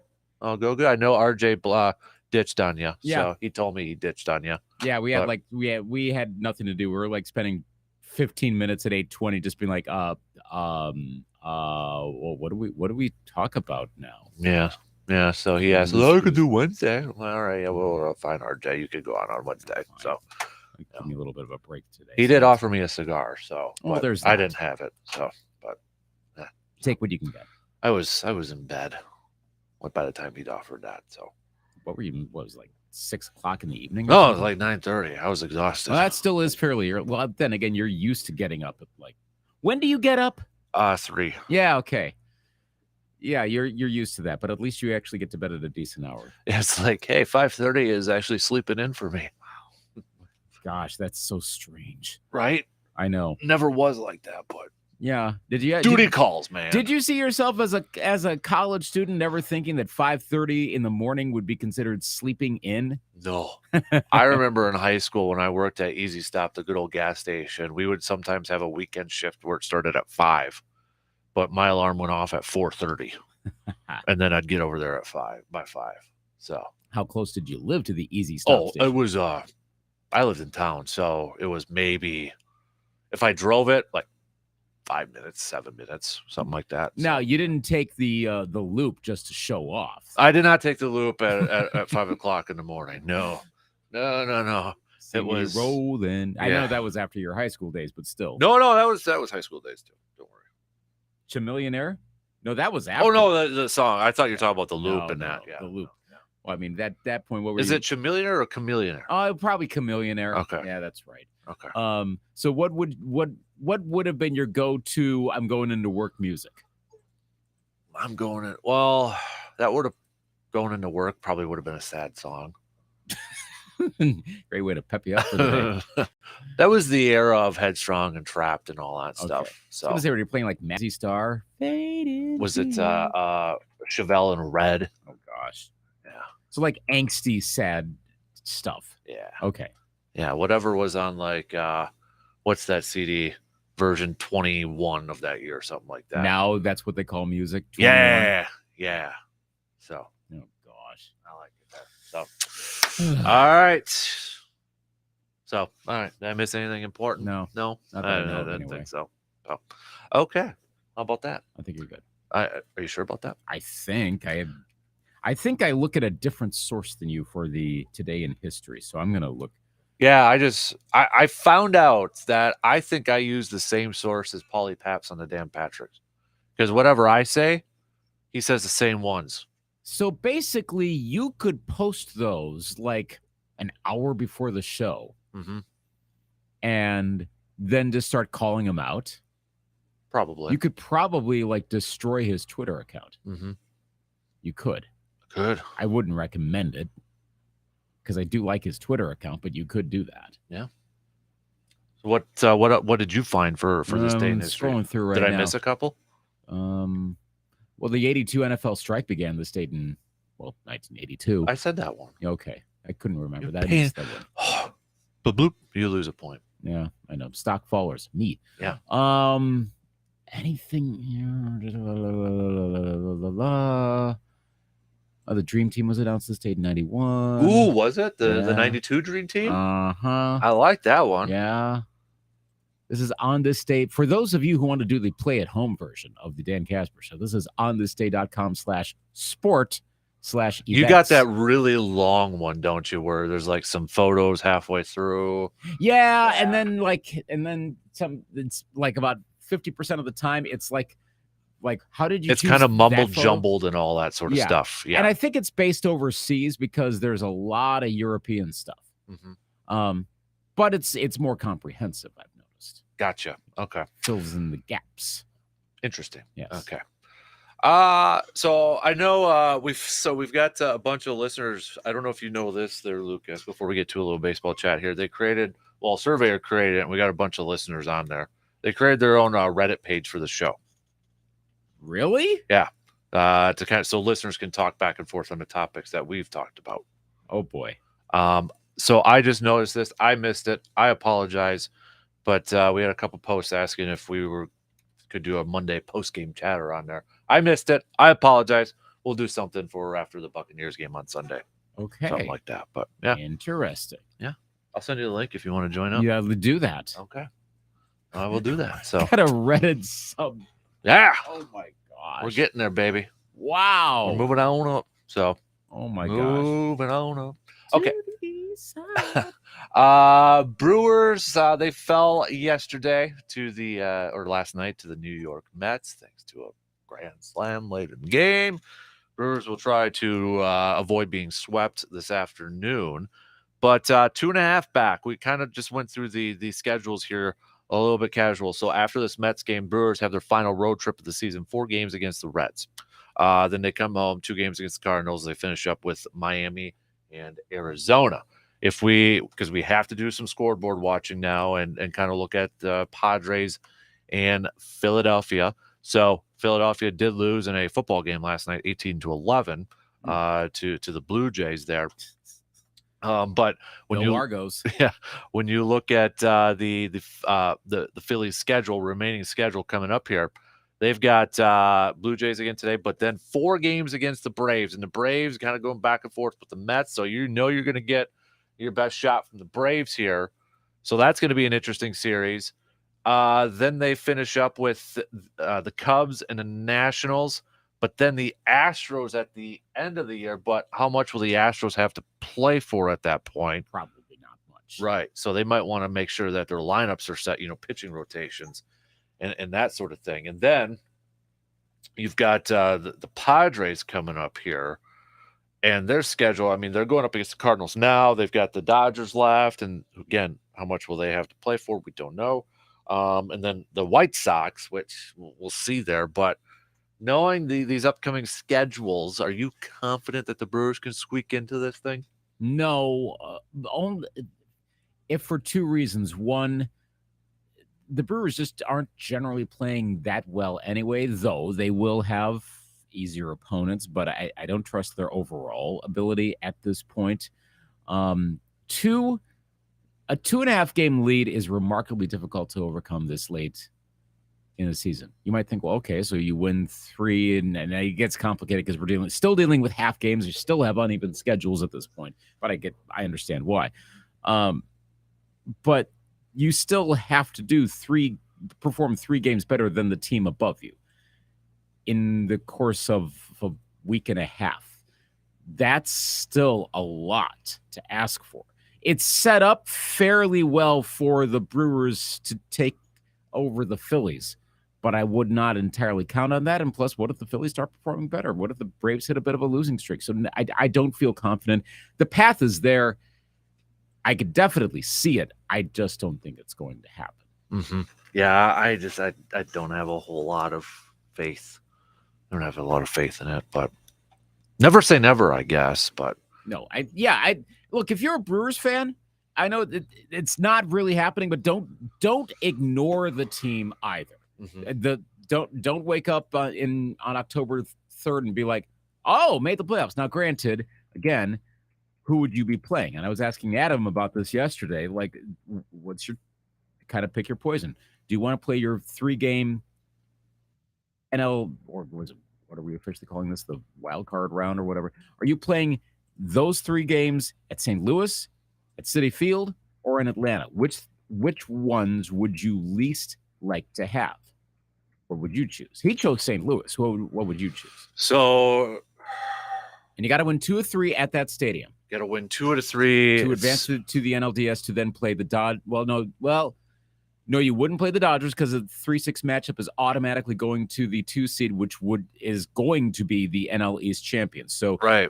So your pathway would have to go through to get to the NLCS. Would have to go through either the Braves or the Mets at some point. I'd rather not face the Mets for some reason at all. Would you rather just do a Cardinals Braves pathway?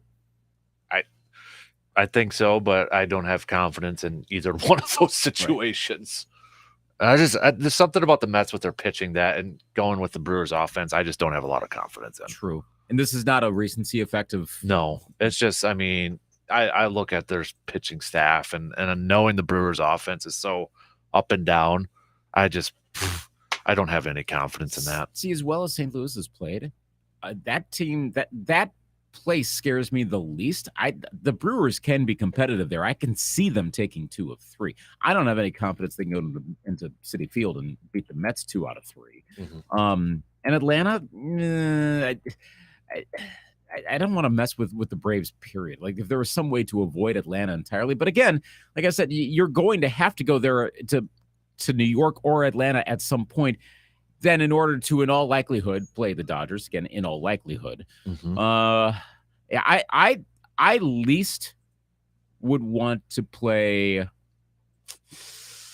Gosh, again, this is like history versus what we're seeing now. History makes me think, the Mets will blow it at some point, mm-hmm. but that's not necessarily going to be the case this year. I think I would least like. I'm going to say Atlanta, actually. Yeah. But I mean, it's a toss up with the Mets. So let me ask you this: given how let's say first half or the first couple months, first 3-4 months of the season, the way everything started to where it's at now, more disappointing, Brewers or Twins? I think that's tougher than you would think because both teams were exceeding expectations based on who was behind them. But I think more so the Brewers, because the Cardinals got their act together much, much better. The Twins never really pulled away in the first place. I think the Brewers were, like, didn't I say on the show the Brewers were a lock for the playoffs? They were playing like it. They also had less in the way of competition below them. They just had St. Louis, whereas you were waiting for the White Sox to turn it on. Never really happened. A little of late, but not too much. Cleveland was more of a surprise, but well, they've shown they're actually pretty good this season. Makes sense with Francona as the manager. Should have figured that all along. Mm-hmm. The Brewers are the bigger disappointment because of how good they were performing earlier, even with a lesser pitching staff compared to last year. They had a better offense compared to last year. So, yeah, the Brewers are the bigger disappointment. Even if in retrospect, it makes sense. The Cardinals were ultimately the more talented team. I think the Brewers could have put more away. They just, yeah. And I do think the Hader trade hurt them in record-wise. It's almost certainly the smart move long-term. Mm-hmm. Unless you thought the Brewers were going to beat the Dodgers, they were going to beat the Astros or the Yankees this year. If you thought that, then but then again, if you kept Josh Hader, I don't know that would have worked out as well. The Hader trade was probably almost certainly the right thing to do, even if it cost the Brewers this season. Mm-hmm. But it's still disappointing considering where they were at. There were other parts of the team that fell apart. Right. All right. I'll tell you what. Let's take a quick break here. Do you want to do the showdown now? Give us some extra time to do it, or do you need a few minutes to look up some stuff? I've been looking up some stuff, so okay, we can do it. Let's do a little showdown here because without even me kind of really deep diving into it, I already got my ear, so I think you already know what it is. Yeah. Although it is a little interesting in one aspect, I'll say this. So, okay. All right, quick break, a little showdown coming up after these words. You're listening to the Dan Kasper Show.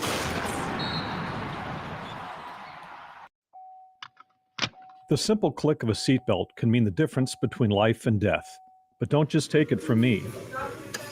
As a nurse for the last 34 years, I've seen way too many people seriously hurt in crashes because they weren't wearing a seatbelt.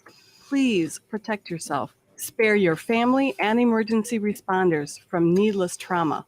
Buckle up. Every seat, every trip, every time.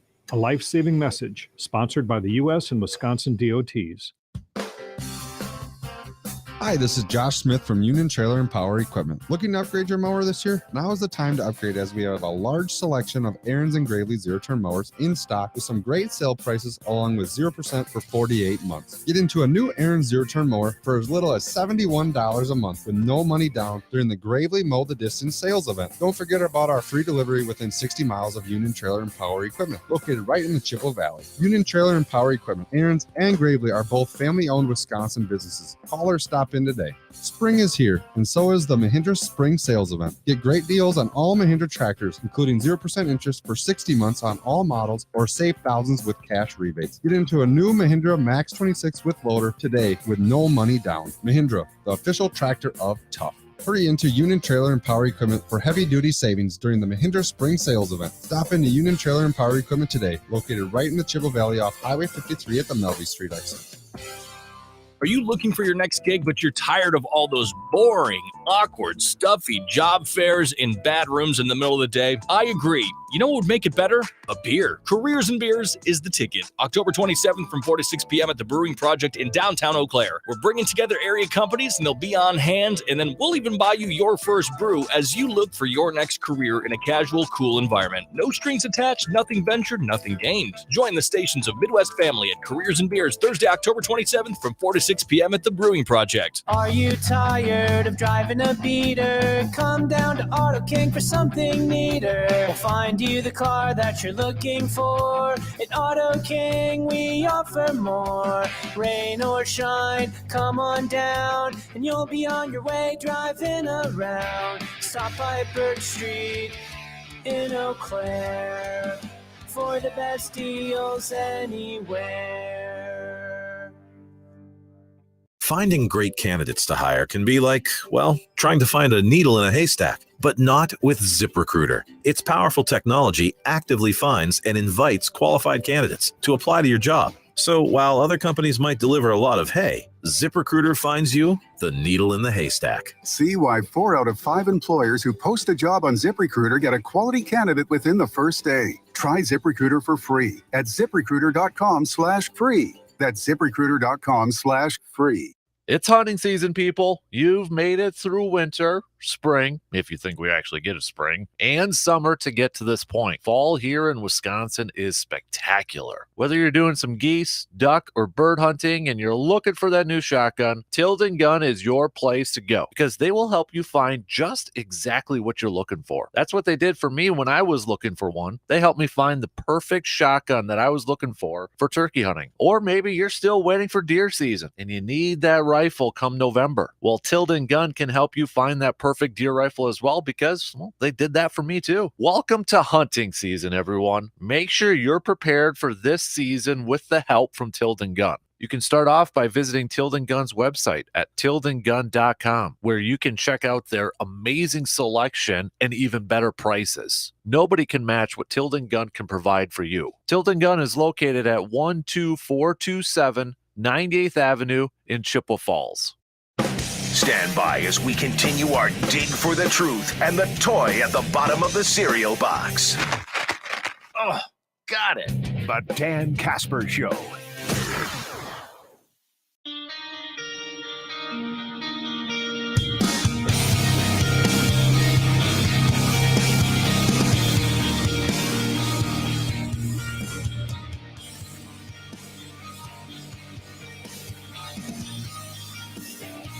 As you just heard that Tilden Gun right there, don't forget with the opener of bow season this past weekend too.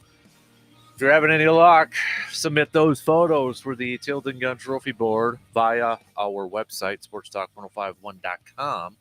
Just click on either the Outdoors tab or the Nation tab, and you can upload them at either spot over there. So having any luck, whether it's boating or maybe fishing or anything like that, you can just check it all out or upload them all at sportstalk1051.com on the Outdoors page.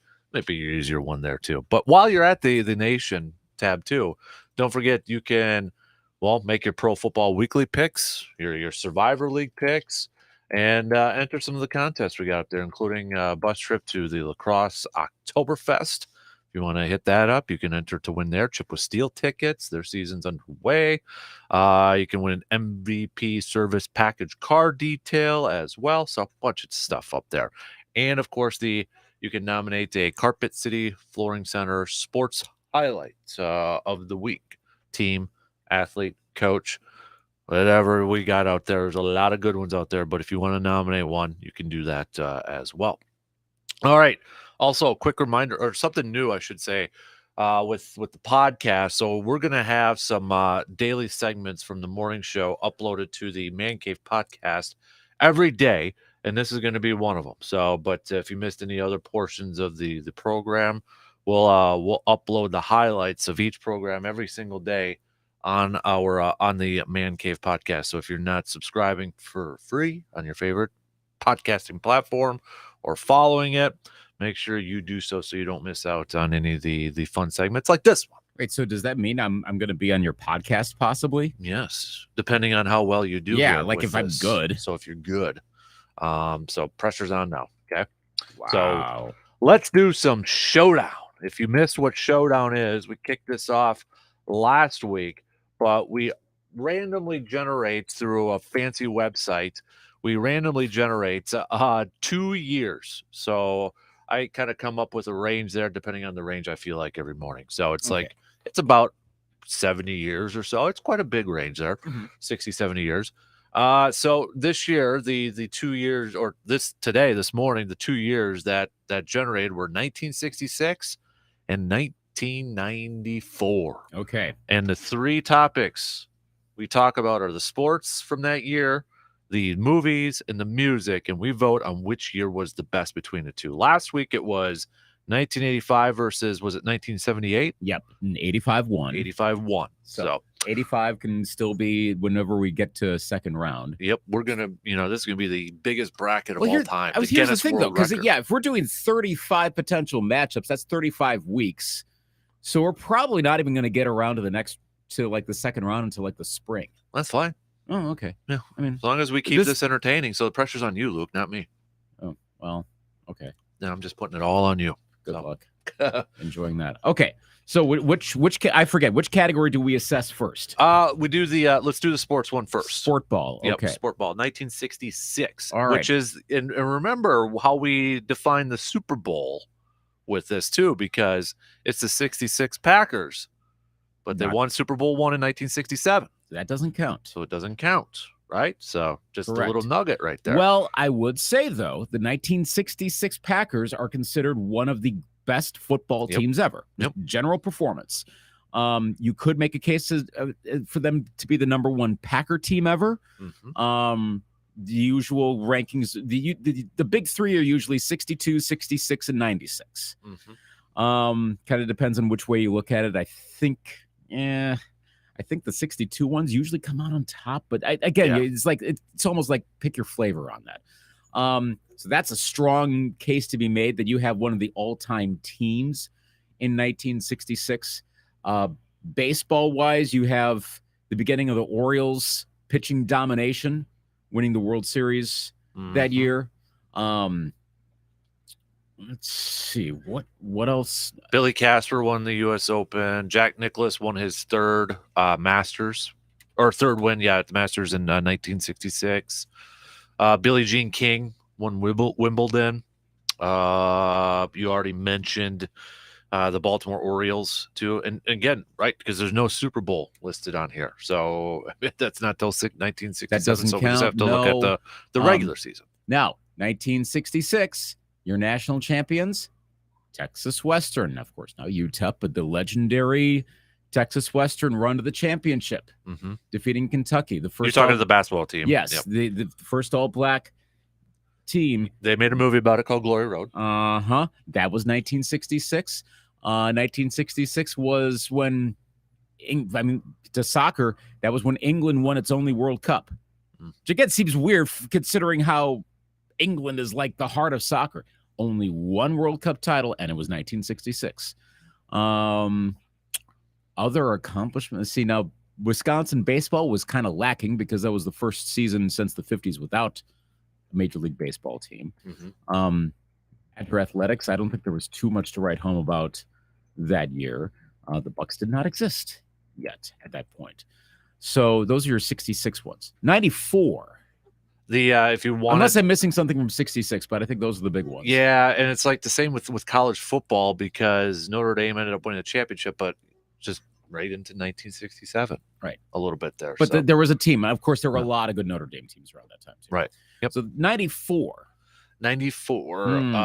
This gets weird because there's some really memorable things, but I don't know that you would call them awesome, great things. They're just really memorable. Yeah. The Australia Open singles was won by Pete Sampras and Steffi Graf. Super Bowl held in Atlanta, won by the Cowboys. That was in February of 1994. So it'd been in the 93 Cowboys team. Again, reminder, that's how we're doing it. Right. Wimbledon, Pete Sampras won that one too. U.S. Open was Andre Agassi. The PGA was won by Nick Price. The U.S. Open was won by Ernie Els. And then Jose Marie Olazabal won the Masters of that year. Winter Olympics games were held in Norway. That's where it gets interesting because those Olympics were really good Olympics. That's when Dan Jansen, Wisconsin's own Dan Jansen, finally won at speed skating. Bonnie Blair, also from Wisconsin, doing really won at speed skating. So that was a memorable moment for the state and for Team USA. Of course, 1994 was also the year of Nancy Kerrigan and Tanya Harding. So here we go. That's the first of the really memorable, but is it really a good thing? Events. Then the second one that happened was in June. Remember watching the NBA Finals and watching something else at the same time? Oh, yeah, I do. Yeah. Actually, it involved a white Bronco. O.J. Simpson and the murders that he did not commit, officially speaking, according to a court case that was at a judgment in 1995. O.J. still looking for the real killer. Again, that's tangential to sports because that was not a specific sports event, but it involved a sports star and all of that. And then the third one in August, the strike. This is interesting with 94. Yep. Again, very significant event, but is that great? Right, because we're trying to pick. So, maybe we should really define it. We're picking the best year or the most memorable year. It's the best year. Okay. I mean, there are going to be some ringer years in there because like think of movie wise. If you went with memorable but not great, you're probably getting a bunch of like raunchy comedies or something. I'm not going to rank that ahead of a year that has like a bunch of Academy Award winners. No, sports gets or music could be another one where you got a lot of quirky songs versus some really good ones. You want to go with the good ones, honestly. But there was also a lot. See, football wise, that was the 75th anniversary season for the NFL. I mean, okay, but it was an interesting year. I mean, baseball season, the 94 season was a really fun year. I think part of what made that so upsetting, the strike, was that we lost out on so much potential awesomeness. The oft-told story is the Expos. We don't know. I mean, they may have lost in the first round of the playoffs too. But the Expos were on track. The Yankees were actually good again for the first time in a long time. We forget that, but the Yankees were the best team in the American League, and that had not happened since somewhere well back in the 1980s. You had Tony Gwynn was threatening 400. Who was threatening the RBI record? It might have been Kirby Puckett. I'm trying to remember exactly who. Was there a home run chase that was kind of building up? I think there might have been. Was that Ken Griffey Jr.? I mean, so much. Cleveland was having its first good year in a very, very long time. They were, I believe, leading the new AL Central division because that was the first year of three divisions per league. Look at these numbers in baseball for 94. So home run leader actually was at 43, and it was Matt Williams. Yes. Griffey Jr. had 40, but RBIs, Jeff Bagwell had 116, Kirby had 112. But look at these batting averages. Tony Gwynn, 394. Jeff Bagwell, 368. Paul O'Neill, 359. Albert Bell, 357. Frank Thomas, 353. By the way, did you see Wade Boggs' tweet ripping on modern batting averages and saying, yay, analytics? I have not. Yeah. These numbers, these batting averages are ridiculous in 1994. That's the thing. I think a lot of people tend to forget that just because that's human nature. You think back on what was the big thing, the strike, and then what was the big thing that was lost, the Expos potentially winning the World Series. No, there was so much else that got cut off. And again, none of it may have happened. All the records may have held. And maybe Cleveland loses out, and the Expos lose out, and the Yankees lose out, and maybe the 94 season ends up being like an average MLB season. But man, there was so much that was potentially going to happen that year, and then it all got cut off. That, I think, was the bigger, besides losing a season, it's all the things that were possibly going to happen. That was probably one of the more awesome baseball seasons ever. And then it also happened to be the only one that got cut off. So that's a tough way to look at it. And on the one hand, that's a very bad thing. On the other hand, that was a memorable season. Yeah. I'm just kind of looking at some of the football stats, but go ahead. Yeah. Rangers Stanley Cup. That was a pretty memorable moment. Hakeem wins a title with the Rockets. That was the Knicks. Against the Knicks in that 7-game series. Yeah. Good thing it wasn't 95.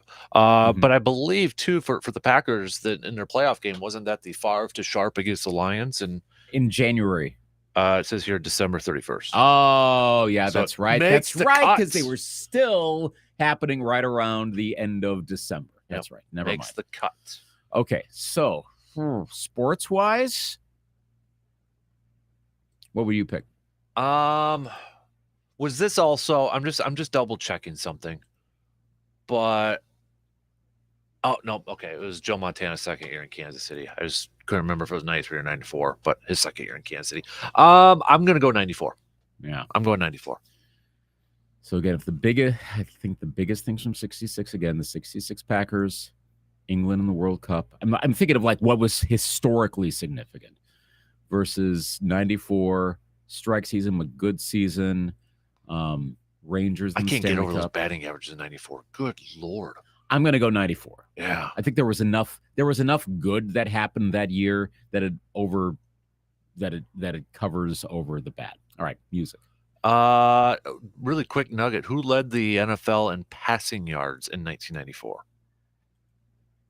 Can you name him? Was it Warren Moon? No. Drew Bledsoe. It was good to start. How about that? 1 point. Okay. Dan Marino was second. No surprise. And then Vikings were third, so it had to be Warren Moon there. So, Okay. For what it's worth, Green Bay was ninth. Okay, so 1966. Let's do movies. Okay. Let's. Movies. So I've got the good, the bad, and the ugly. Good. I'm just kind of going on IMDb's feature films ranking between 1966 from January 1st to December 31st. Good, bad, and the ugly was number 1. Masculine, feminine at number 2. Nevada Smith. Thunderbirds Are Go. Blow Up. Persona. Harper. Who's Afraid of Virginia Woolf. That's Professionals. a solid movie. I think that was the best picture winner at the Oscars. Was it Who's Afraid of Virginia Woolf? Yep. And number 10, Adam West, Batman. Let's El see. Dorado, and then the original Django. Let's see. Other movies that came out in 66. Georgie Girl. Let's see. Yeah. What else? Alfie came out in 66. The Professionals. Jack Palance, Burt Lancaster, Lee Marvin. Gosh, that's just a murderer's row there. Came out in 1966. Grand Prix was on here. Yeah. I mean, the good movies now, that is a bit of a light spot for me movie-wise. I don't know why. I've just missed a lot of those. There was no Bond movie in 66. Nope. For as big as Bond was, that was like the one off. It was a schedule. So I'm going to move right into 94 because 94 clearly wins this. You ready? There's some recency bias, I admit, but do the list here. Shawshank Redemption, Pulp Fiction, Forrest Gump, The Lion King, Clerks if you're into the comedy. You got Interview with a Vampire. You got True Lies. You got Legends of the Fall. You got The Crow, which a lot of people love. The Mask. You've got Dumb and Dumber, The Little Rascals, The Santa Claus, Little Giants, Little Women. I mean, come on. Ace Ventura, Pet Detective. Yes, it is clearly 1994. And my favorite Mighty Ducks movie, D2. Well, there you go. I'm going to drop in the original Casino Royale, which is a total parody if you're not careful here. That's a dangerous route to take. Schindler's List officially came out December 93, but it didn't get wide release till early 94. Mm-hmm. So that's a tough one to count. Most people would have started seeing it in 94. But I don't think you need Schindler's List to give 94 the win. No. That's the thing. Schindler's List probably can carry a year to a championship. You don't need it with all of the other movies that were out that year. I mean, Forrest Gump and The Lion King and Pulp Fiction, those three, I think, carry it right there. Mm-hmm. Don't diss Little Giants like that, for crying out loud, man. Then you had Angels in the Outfield in the same year, too. Yeah. Hey, now. There was a lot of D2 Mighty Ducks. There were some great sports motion pictures. Yeah. Agreed. And so Above the Rim was also on there. Wow. There was a lot going on. Major League 2. Well, okay. I'm going to switch back to 66 here if we're not careful. We better stop. But no, 94 wins that one. So 94's already won this. We haven't even gotten to the music. Got two. So I mean the music. Oh, Three Ninjas Kick Back. That was an awful movie. Okay, go ahead. But 66. Now you're getting a little music history here. Your album among the albums that don't came play out, any music. I'm not going to play it. Okay, as I'm saying, because I can't put it on the pod then. I don't want to get in trouble. Oh, that's right. Oh, gosh, now I got to be careful of that stuff. Right? Yeah. So give me heads up in advance of different segments. Like, hey, don't play anything here because I'm gonna. Okay, but does this mean I can't play the Scott Stapp Marlins Will Soar song? Well, you already played it, so you're good. Okay, good. Yeah. I'm gonna bring it back again. Oh yeah. Oh, come on. That song never gets old. No. Never. It sucks, but it never gets old. 1966. Pet Sounds from the Beach Boys, Revolver from the Beatles, Blonde on Blonde from Bob Dylan, Aftermath from the Rolling Stones. Those are 4 absolute, like, Mount Rushmore albums, and they came out in the same year. Jeez. Good luck topping that. And I know that's not a challenge. I'm just saying in general that those are legendary albums. Take those 4 out, music history is way different. On the charts that year, and again, I'm not looking at release dates, so some of these came out in late 65. California Dreamin', Reach Out, I'll Be There, the 4 tops. These Boots Are Made for Walking, Cherish from the Association.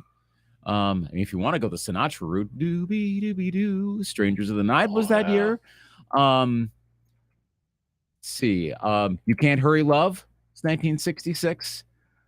Those are just the ones at the top of the charts.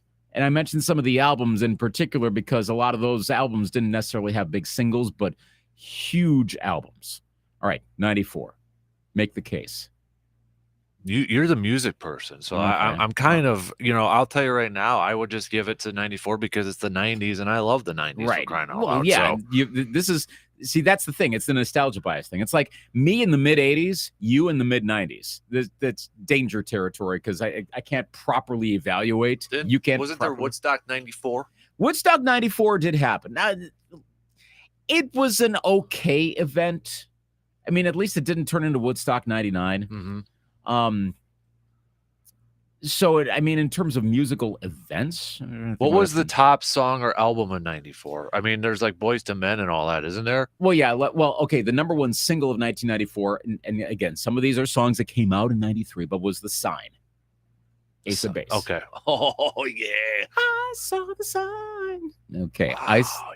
I Swear was up there. What about, because on here it says Streets of Philadelphia, Bruce Springsteen? Yeah, that was a big hit. Luke, you do know, we played it last week, but you do know what else is on here. All for Love. Oh, yeah. Bryan Adams, Rod Stewart, and Sting. Yeah. We were a week early. Okay. Now, some other song. Now, again, are they great or are they just fun ones that we remember because we were kids in 1994?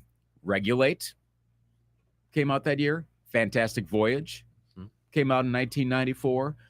Can You Feel the Love Tonight came out in 1994. Can you feel? Yeah, that was. See, this is what we're gonna have to do now that we can't play the actual songs. We're gonna have to sing them. You're welcome, Chippewa Valley. Let's see. The TLC have the top album on. Is this? Are we looking at the same one? No, we're Crazy Sexy Cool. I think came out at the very end of the year. Okay, which good album. Let's see what else. You got Oasis, Weezer. Yeah. Hey, R. Kelly, but we can't talk about him because unless it's Space Jam related. It's just terrible. So I mean, good songs from 1994. Album wise, you had Illmatic, Ready to Die, the Nirvana Unplugged album, though that's from a TV special, was in 93. Right. Weezer's first album came out that year. Ill Communication from Beastie Boys, Vitalogy came out that year. Live Through This from Hole, Dookie came out that year. So I'll let you pick. It's 1966. Okay. I mean, there are memorable ones. There are good ones in there, obviously. But 1966, like I said, I said it before, I'll say it again. We're dealing with potential Mount Rushmore albums. None of those albums that I just listed would make a Mount Rushmore list. Okay. But the 66 ones, you can make cases that they can be of the best albums of all time. So 66 wins music. So 66 wins music, but 94 wins sports and movies. Yes. So 1994 moves on into the brackets. However, we're going to create this bracket when it's all said and done. This is going to be a multiple year long thing, probably. This is good. Gosh, the sad thing is it's going to go on so long. We're going to have to create another category for years in which we were doing these categories. 2022 versus 2023. Mm-hmm. I think we should probably set the base. So like the middle, like, do we want to go back to the 40s? No, boy. Should we do like 1960? Let's or 55 or actually, it'd be a good one to do if you want to do to be fair to pop music. A lot of people say the modern era really started with the Beatles. So 1964. Plus, I think you could make a pretty solid case even culturally. There was a shift around that time. Okay. So do we want to do like 1964 to 2000? Let's do that. Okay. You get too much later and it gets tougher to assess. Okay. So we'll do so next week when we do this and I forget the range again, remember 1964 to 2000. Yes. That also conveniently allows us to leave out 2001, and that's just a tough to assess year. That's a good point. That's a I mean, I hate to say that, but it's a little convenient because we could always just do 2010 and then we have to do 2001. But as long as so this also doesn't go on for half of a decade, yes, we'll cut it off at 2000. Okay. So the 2 years that are moved on so far, I'm going to have to keep track of the one so that generator doesn't give me multiple years. Oh, hang on. We need one more year because that's an odd number. Okay. So do you want to do 1963? Yes, because the Beatles released a lot of their music first in 63. Okay. So 63 to 2000. Yes. All right. I'll keep tabs of the years that we've done so we don't have any duplicates on the losing side of things. Okay. So, all right. There you go. There's Showdown. How about that? We got to take a quick break. And then we'll finish up the second hour. Don't forget, we got stock reports coming just past 8 o'clock. Plus a good vibe story coming at you just past 8 o'clock as well. Quick break. We'll be back after these few words. Got a take on today's topics but can't call in? Then hit us up on Facebook, Twitter, or the text line and let your fingers do the talking. It's Chevy truck season, and Chevy offers a full lineup of trucks and accessories, which means it's the perfect time to find the truck for you and make it your own. Make your Silverado bolder with a sport bar and bed liner. Make your Colorado brighter with perimeter bed lighting. And make your Silverado HD more secure with a tonneau cover. Your Chevy dealer can help you find the right Chevy truck and accessories for you to make the most out of truck season. Visit HometownChevy.com. For many of us, our summer road trips are in the books, and hopefully it was a great year for some adventures for you. Now we're hitting the roads, taking our kids to school, ball practice, events, and games. So making sure your vehicle is still operating at its best is still crucial. This is a busy time for parents. So when it comes to figuring out where to get that oil changed or putting on some new tires, ASAP Used Auto Parts has you covered. Need a battery replaced? Hey, they got you covered there as well. Or how about a replacement part for your vehicle? Well, save money with ASAP's huge selection of high-quality used auto parts. We all try to make sure that we can get and stay on the road safely without emptying our wallet. With the help from ASAP Used Auto Parts, we can. Visit ASAP Used Auto Parts today at 1330 Menominee Street in Eau Claire. Save money without sacrificing quality and service. That's ASAP Used Auto Parts in Eau Claire. Start your next tiling job with professional quality tech installation products from Menards. We carry all the supplies for surface preparation, mortar, and mastics for any material, along with the grout or caulk color options to match any tile. Tech installation products are easy to use for any DIYer or contractor. Get 11% off tech installation products at Menards. Good through September 25th. Savings are mail-in rebates. Some exclusions apply. See store for details. Save big money at Menards. Are you looking for your next gig, but you're tired of all those boring, awkward, stuffy job fairs in bad rooms in the middle of the day? I agree. You know what would make it better? A beer. Careers and Beers is the ticket. October 27th from 4 to 6 p.m. at the Brewing Project in downtown Eau Claire. We're bringing together area companies, and they'll be on hand, and then we'll even buy you your first brew as you look for your next career in a casual, cool environment. No strings attached, nothing ventured, nothing gained. Join the stations of Midwest Family at Careers and Beers Thursday, October 27th from 4 to 6 p.m. at the Brewing Project. The VFW Post 305 on Star Avenue in Eau Claire, where breakfast is served 7 days a week, 7 to 11 a.m. And if you're looking for a Friday fish fry, look no further. Try the VFW Post 305 on Star Avenue. And after the Friday fish fry, stay for the karaoke from 9 to 1 a.m. Bands are back on the weekends at the VFW, 8 p.m. to midnight. And Sundays from 2:30 to 6:30 p.m., the DJ plays your favorite oldies hits. VFW Post 305 on Star Avenue, Eau Claire, where no one does more for veterans and their community. Oil investments involve a high degree of risk and actual results may vary. The price of oil keeps going up. Get in on the oil boom now and help make an investment that can potentially pay you monthly passive income for up to 20 or more years. If you're an SEC accredited investor, you can take advantage of Encore Energy's project. The U.S. government needs your investment in oil, and you're allowed to write off nearly 100% on your taxes in the first year. Call 1-800-278-7455 or go to EncoreOilCompany.com. That's 1-800-278-7455. Sports. You love it. We love it. And quite frankly, I don't trust anyone who doesn't love it. Do you? Is that a serious question? The Dan Kasper Show.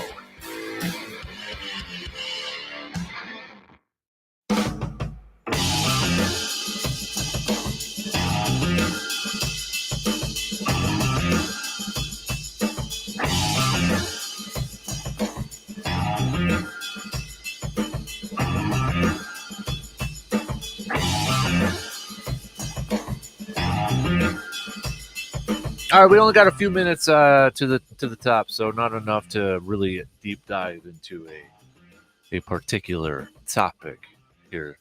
But let's do a little overreaction for the first 2 weeks of the season here, Lucas. The team that has surprised you the most the first 2 weeks of the season, either positively or negatively. Jacksonville Jaguars. Is that in a positive light? Positive, yeah. Okay. They have they now, again, very early, I always put the asterisk on this, but they are right now season-wide. They are the number two team in DVOA in football. Behind the Bills. Wow. Now, Football Outsiders, of course, takes pains to point out that, this is one of, or these really are two of 17 games. Their formula also, if you look at the overall one, counts preseason projections, which is why Jacksonville isn't the number 2 team overall. But they had a very good rating this past week in DVOA. Excellent. They've started really well, honestly. I know there were more people than you would think thought the Jaguars could be good this year. That might speak more to the relative ineptitude of that division, but they're actually playing pretty decent at this point. And we forget that Doug Peterson's the coach. He's a good coach too. Mm-hmm. So Jacksonville is pleasantly surprising me this year. I think there's more legitimacy there compared to I think the Giants are better than we thought, but I'm not quite ready to be they're on their way to the playoffs. Nah, not quite yet. But Jacksonville's the biggest surprise thus far, even though I'm not ready to pick them to go to the playoffs yet. Mm-hmm. They're on the radar. My biggest surprise so far is the Giants of New York. Brian Dable and his crew off to a 2-0 start. So they would be, in a positive light, my biggest surprise so far.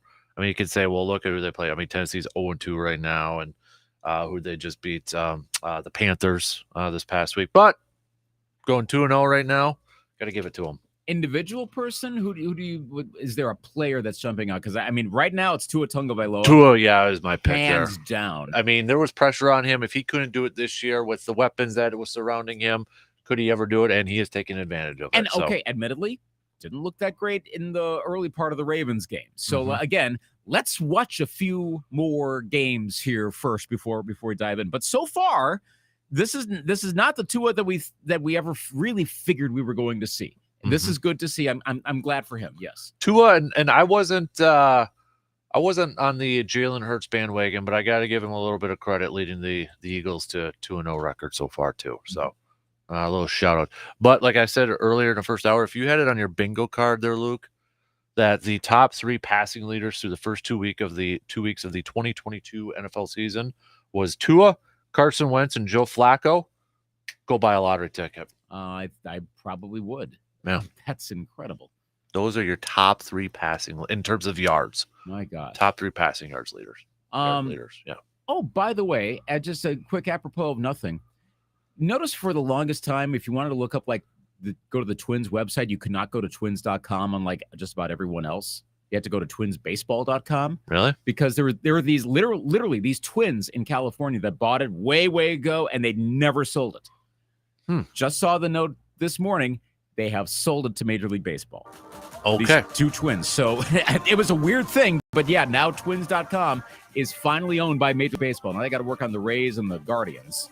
Well, that's a lot of money probably being piped in through there. Probably. Just a little bit. All right.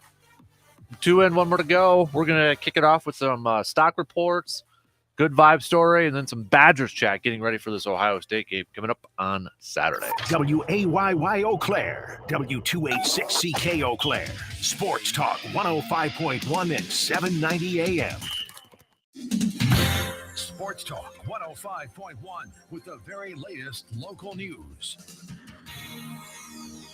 A final goodbye, as mourners said that to Eau Claire County Sheriff yesterday. Many local leaders and other sheriffs speaking at the funeral for Sheriff Ron Kramer. All of them saying how much Kramer meant to our area, to the entire Chippewa Valley. He was set to retire at the end of the year. Of course, he died unexpectedly last week. In other headlines, we looked to Mother Nature, and there was a storm system that brought some heavy rain across the Chippewa Valley and dropped some huge hail in some parts of western Wisconsin as well. Folks in River Falls kind of saw the worst of that, but the hail was from golf to baseball size during last night's storms. No reports of any major damage or serious injury. Looking into some other headlines from across our state, close to us, the Eau Claire Academy is closing its residential treatment center. What does that mean and why? Well, 715 Newsroom coverage with John DeMaster brings us details. Academy's Chuck Anger said in a post yesterday the center will be closing because they can't find enough people to work at the home. The Academy is a residential treatment facility for kids with behavioral issues. The Eau Claire Academy School, which is nearby, will stay open. I'm John DeMaster. Taking a peek into the political stage, the Republican candidate for Wisconsin Attorney General wants to give the State Department of Justice original prosecution authority over Milwaukee County. Look a little bit closer here with Fond du Lac County DA Eric Taney addressing the Wisconsin Counties Association at an annual meeting in Madison this week. Because I can tell you as a DA, and if you talk to your local law enforcement, they will probably tell you the same thing. Milwaukee crime bleeds across Wisconsin, and if we protect Milwaukee, we literally will protect all of Wisconsin. Democratic incumbent Josh Call told the county's group that more can be done to address gun crime in our state. Sounded like this. Common sense gun safety measures, universal background checks, extreme risk protection orders, and tougher penalties for repeat felons in possession and repeat straw purchasing violations. Call also pledged to protect the right to vote and talked about his efforts to overturn the state's 1849 abortion ban. And I'm not great with recipes, but even I know usually NyQuil isn't an ingredient. FDA says that's a TikTok trend that's going around right now. Let's not do that. The feds say that NyQuil marinated chicken, or sleepy chicken as it's called, is dangerous and potentially deadly. The FDA says cooking the medicine makes it more powerful and can change its properties. They add that inhaling the vapors during the cook process can cause lung damage. In addition, the TikTok recipe calls for an amount of NyQuil that's much larger than the recommended adult dose. I'm Mark Mayfield. And you know, Kasper always likes a new nickname, something to throw his name on, but his latest idea, kind of weird, buddy. I'm going to need to see the logo first. He wants to call himself Sleepy Chicken. For Sports Talk 105.1, I'm Morgan McCarthy. In the wake of last night's storms, we'll start to see a fall-like pattern emerge with mostly sunny conditions, though we may have a few passing clouds into the early afternoon. Otherwise, temperatures only climbing to the upper 60s for today. Mostly clear tonight as we have some cooler air in store with temperatures only dipping to the mid-40s tonight. And a cooler day tomorrow with a good bit of sunshine and only climbing to the low 60s. I'm Skywarn 13 meteorologist Mike D'Andrea. We all drive and we're going to have to replace our tires. I trust the experts at TireRack.com because for over 40 years, they've been revolutionizing tire buying. Go to TireRack.com/Dan and tell them what you drive. Try their easy-to-use tire decision guide to find out the right tires for how, what, and where you drive. Their extensive collection includes the full lineup of hand-cooked Ventus, Optimo, and Dynapro tires. TireRack.com, the way tire buying should be. Whether it's the news, the traffic, the weather, or your COVID-19 vaccinations, it's important to stay up to date. Sponsored by Pfizer and BioNTech.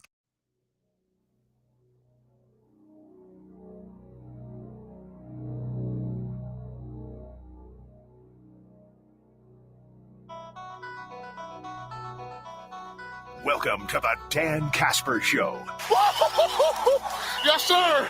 Yes, sir. It's the show that features serious, thought-provoking sports talk and insightful sports commentary. You knew it! In other words, it's the show where they all talk a crap load about sports. Let's go for it! Now let's introduce your host, A man who lives and breathes and has a passion for sports. A man who breaks everything down in the sports world and gives you everything you need to know. Plus a bunch of stuff you probably don't need, but you'll still enjoy it. You can't handle the truth. Here is your host, Dan Kasper. Prime time. Prime time. All right, here we go. Final hour kicking off on this Making the Turn Wednesday. Appreciate you tuning in wherever you're tuning in. You junkies out there. Dan Kasper Show's on the air. Radio dials.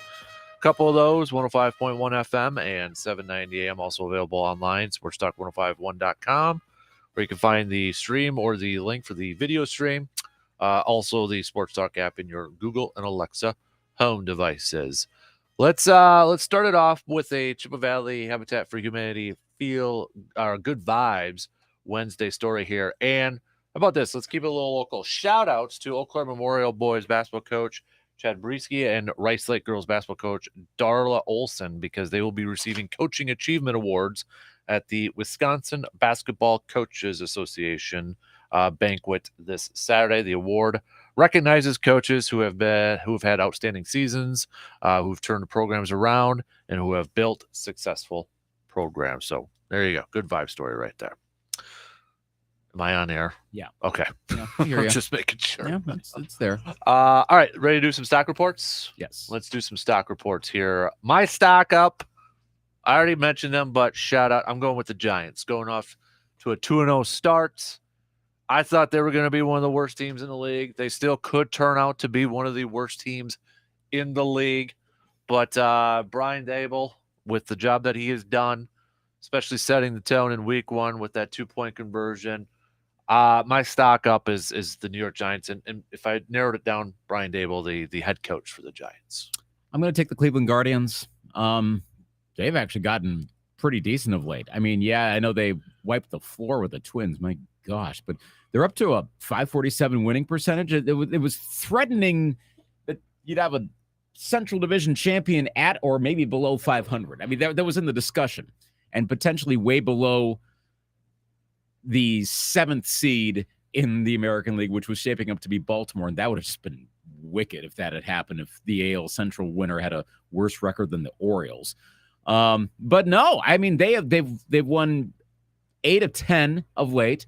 Run differential is actually getting up there a little bit. I was listening to Tim Kirkchin on the Baseball Tonight podcast relaying the reasons why they're good. But a lot of it comes back to Terry Francona, manager. And we should have figured this. The Guardians are always competitive. They rarely have a bad season. And they're back again. They're, as he was putting it, they're a tough out. I think they're kind of the team you don't want to play right now. Mm-hmm. Which, again, the team you don't want to play can never be like the best team, which actually is the team you don't want to play. But the quote-unquote team no one wants a piece of, I think right now it's the Cleveland Guardians. Mm-hmm. If you're fast-forwarding to the playoffs, they might – see, right now they'd be they're going to be the 3 seed. There's too much distance to catch the Yankees. And the thing is, the Mariners, Blue Jays, and Rays are so close. But if it's Mariners, Guardians, or Rays, I think the Guardians can definitely advance. I don't think they're just this, they had to go in because they're a division one. No, I think the Guardians could get to the ALDS. Mm-hmm. How about stock down? I'm going with the Cincinnati Bengals right now. 0-2, losing to the Cooper Rush Dallas Cowboys this past weekend. You know, the defending AFC champions. I thought the Bengals would have a down year. I didn't have the Bengals making the postseason this year. But off to an 0-2 start where everybody was so geeked up about the Cincinnati Bengals and kind of looking at how they lost these 2 games. I'm going with the Cincinnati Bengals stock down. I'm going to go with Nathaniel Hackett. He's got a long time to recover from this, but at this point, does he need a little bit of work on the whole general game management thing? Maybe he's kind of admitted that too. So yeah, and I do like his general persona at this point. That helps. I think that gives him more leeway that he seems fairly open about a lot of this stuff. But there is a fair amount of why are you doing that? But it's early, so that's why again, another asterisk here. I'm not going to be like, well, first coach to be fired. Well, you could have said that about a bunch of coaches that have gone on to have a lot of success after their first 2 games. But short term, if I'm sour on a coach right now, a new coach, it's definitely Nathaniel Hackett. Yeah, I mean, of all the first-time head coaches this year too, I don't know. You kind of thought, and I'm talking just the first-timers, you kind of thought maybe Nathaniel Hackett was in the best position. Yeah. With Russell Wilson, Denver, they have some playmakers over there. But that was my biggest question with Denver was because it's a very inexperienced coaching staff too. When you kind of look at it, first-time defensive coordinator, first-time offensive coordinator, first-time head coach with Nathaniel Hackett. So it's not maybe off to the best of starts that people thought. Yeah. He's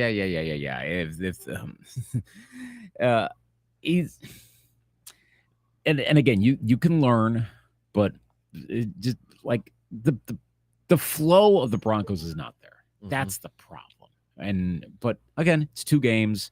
Not going to freak out too much about it. If we're at 7-8 games in, this is happening, freak out about that. But I was watching the Monday night game last night, and they were talking about Nick Sirianni. Now Sirianni adjusted midseason.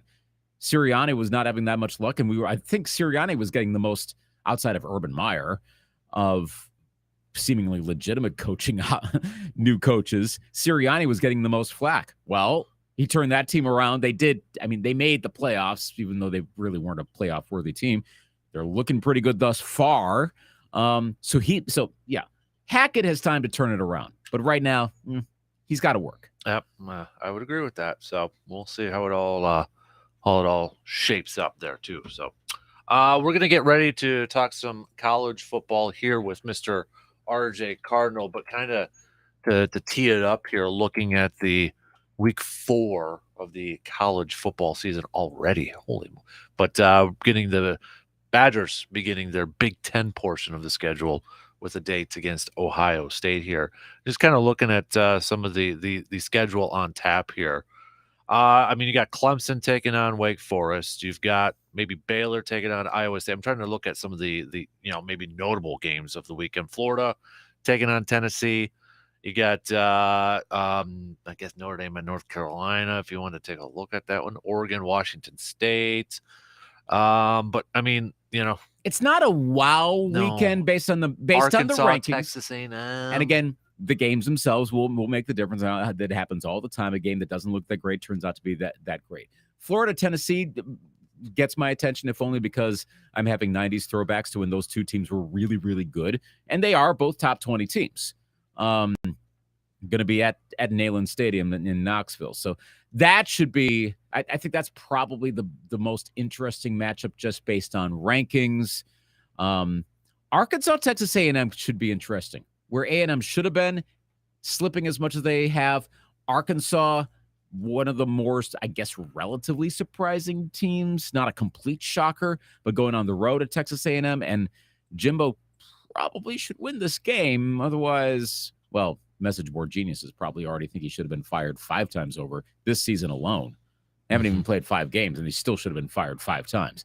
But there'll be probably legitimate concern if Texas A&M loses this game, even if they are well lower ranked. Joe, do we already have 2 locks in the college football playoff? Do you think? Yeah, receiver defer. Yeah, it's Alabama. Georgia and Alabama. Yeah, it is. Yeah. Ohio State will be up there. Joe DeGuano, I asked him yesterday his pick for the game. Not optimistic. The Badger game, I should say. Not optimistic. To put it bluntly, we do a 1 through 10 scale with 10 be like a guaranteed. I'm probably at like a 2, and that's just because you never know what's going to happen. But Adam and I started discussing would you put down because the money line is 650 for Wisconsin. But it's minus 1,000 for Ohio State. Would you bet $1,000 of your own money to win $100 on Ohio State? No. But all they got to do is cover. I know, but 18 points. Is it worth 18 points. Can they score more than 8? Can they win by more than 18? Do you feel that confident you could win $100 laying down 1,000? Why do I, for some reason, think it's going to be like a 12-point win or something like that? Because if you think about it, based on the over-under, I know I'm getting deep into gambling stuff again. I already the person never gambles, and I'm like well educated on this stuff. But if you think about it, the over-under is what, like 56.5 or something like that. So what they're really saying is it's like a 38-20 kind of game or something. I know my math isn't quite adding up, but it's something like that, which I could see that being the final. Like, that seems a reasonable outcome for this game. Like, I don't think it's going to be 66-3. No. No. Not the 66-7 performance we saw against New Mexico State. Yeah. Which, if we do the transitory thing, does that mean Ohio State would be like 130-point favorites against New Mexico State if that actually happened? No, it's not going to be that much of a blowout. I do think Badger fans are probably a little more jaded because of what happened to Washington State, and so they're presuming it's going to be that bad. I don't see Wisconsin winning this. I know they've had close games before. This is not the season for that. But I think actually 18 is a pretty fair line. I think that's right around where the margin's going to be. Mm-hmm. But no, Ohio State's going to win this one for sure. Yeah. All right, let's bring in RJ here for a few minutes. So we'll preview a little bit more of this Badger-Ohio State game. Do the Badgers have any shot at taking down the Buckeyes of Ohio State? Well, let's ask RJ. He'll be joining us after these quick words.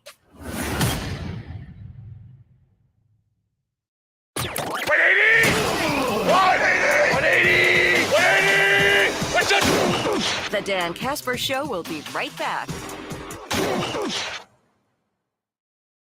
It's hunting season, people. You've made it through winter, spring, if you think we actually get a spring, and summer to get to this point. Fall here in Wisconsin is spectacular. Whether you're doing some geese, duck, or bird hunting and you're looking for that new shotgun, Tilden Gun is your place to go because they will help you find just exactly what you're looking for. That's what they did for me when I was looking for one. They helped me find the perfect shotgun that I was looking for turkey hunting. Or maybe you're still waiting for deer season and you need that rifle come November. Well, Tilden Gun can help you find that perfect deer rifle as well because, well, they did that for me too. Welcome to hunting season, everyone. Make sure you're prepared for this season with the help from Tilden Gun. You can start off by visiting Tilden Gun's website at tildengun.com, where you can check out their amazing selection and even better prices. Nobody can match what Tilden Gun can provide for you. Tilden Gun is located at 12427 98th Avenue in Chippewa Falls. Hi, it's Murph from Midwest Family Eau Claire, inviting you to the Paul Bunyan Flapjack Feed from the Kiwanis, September 24th. It's a Saturday, Memorial High School in Eau Claire, 7 a.m. to 2 p.m. They got the pancakes, they got the sausage, applesauce, blueberries, bananas, OJ milk, and coffee. Tickets are $9 for adults, $6 for kids under 12 at the door, but $8 in advance or $5 at area festival food stores. And yes, Paul Bunyan and the Pancake Man will be there. Get it on your calendar, September 24th, 7 to 2, Paul Bunyan Flapjack Feed at Memorial High School in Eau Claire. I'm Captain Ann Maxon with the Wisconsin State Patrol. Safety on our highways is a team effort. Every day, our troopers and inspectors focus on keeping people and commerce moving safely.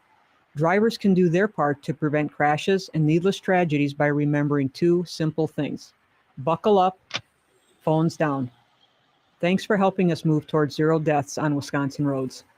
A safety message sponsored by the U.S. and Wisconsin DOTs. Are you looking for your next gig, but you're tired of all those boring, awkward, stuffy job fairs in bad rooms in the middle of the day? I agree. You know what would make it better? A beer. Careers and Beers is the ticket. October 27th from 4 to 6 p.m. at the Brewing Project in downtown Eau Claire. We're bringing together area companies, and they'll be on hand, and then we'll even buy you your first brew as you look for your next career in a casual, cool environment. No strings attached, nothing ventured, nothing gained. Join the stations of Midwest Family at Careers and Beers Thursday, October 27th from 4 to 6 p.m. at the Brewing Project. You want to be awesome like The Miz? You want to be a champion like me? Whether your game is wrestling or sports betting, you are going to need a game plan. DraftKings Sportsbook wants you to have fun while staying responsible, so they provide you with all the tools you need to build your personal betting game plan.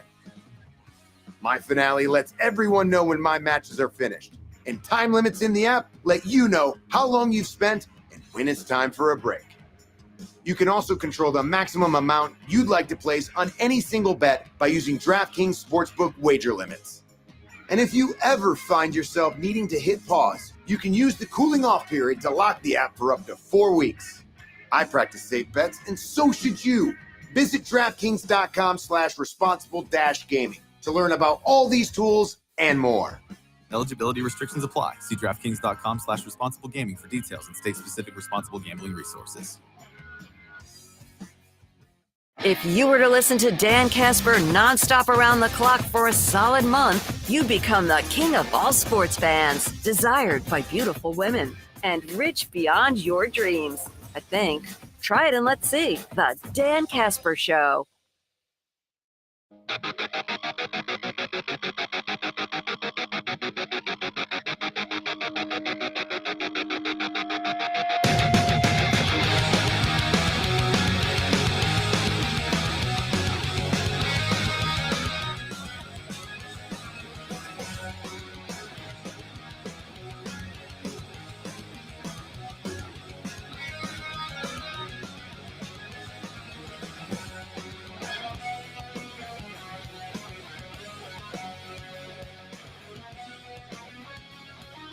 Looking to upgrade that flooring game of yours? Look no further than Wisconsin's premier flooring store, Carpet City Flooring Center, right here in Eau Claire. If you got to update that carpet in your man cave, rec room, bedroom, living room, office, wherever it needs to be done, just get on over there to Carpet City Flooring Center, because they will match or beat the competition. Best prices in the area, best selection in the area. But the thing that separates them apart from everybody else is the fantastic customer service you're going to get from everybody over there at Carpet City Flooring Center. So if you're looking to add some new carpet or flooring, or upgrading it, updating it, head on over to Wisconsin's premier flooring store, Carpet City Flooring Center. Speaking of Wisconsin, Badgers getting set to take on Ohio State this Saturday. Usually he's on Tuesdays, but he was like me, out of town doing some work stuff. Mr. RJ Cardinal joins us here this morning to break it all down. What up, dude? How you doing? Yeah.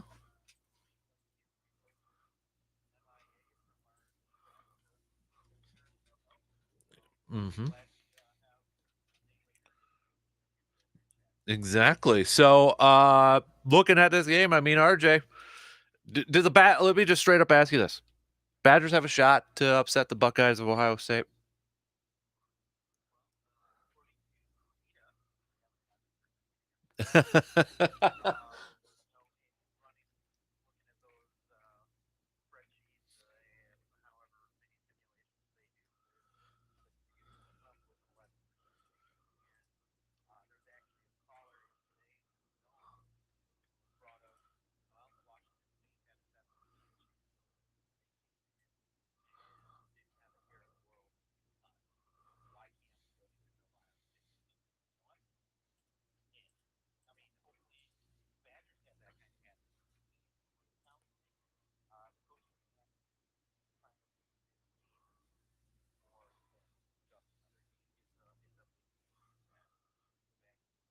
Mm-hmm.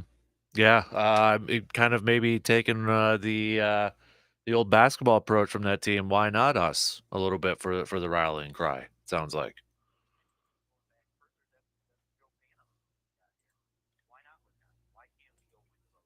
Mm-hmm.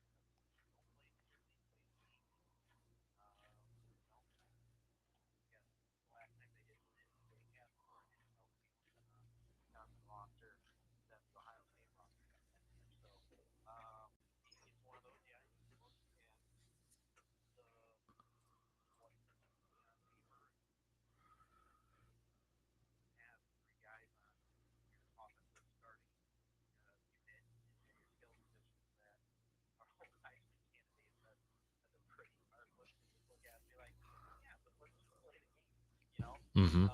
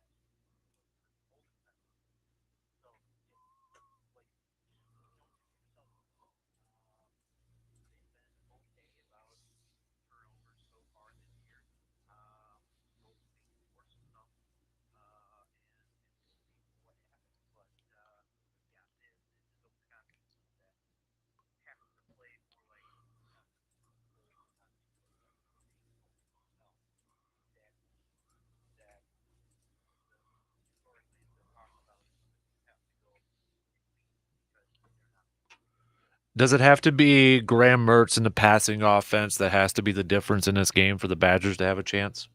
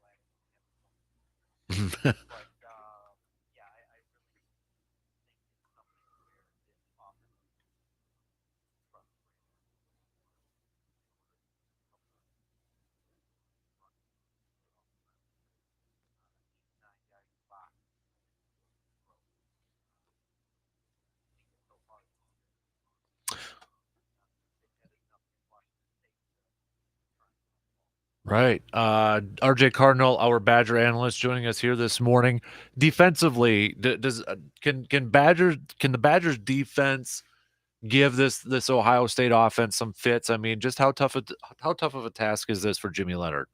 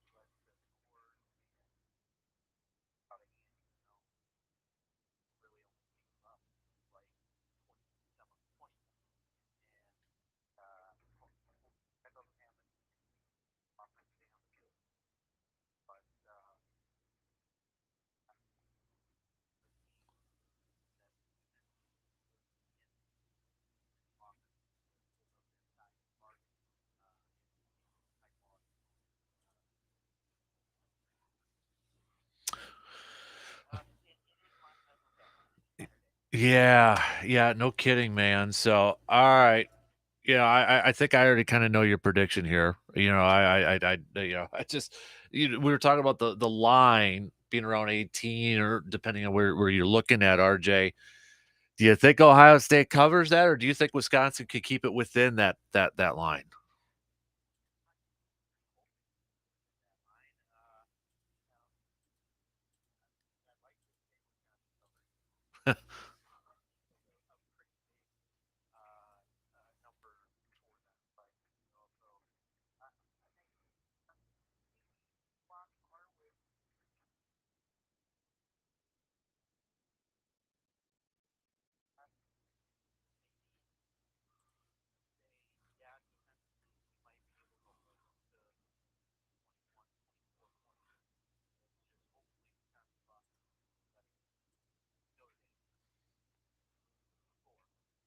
Mm-hmm.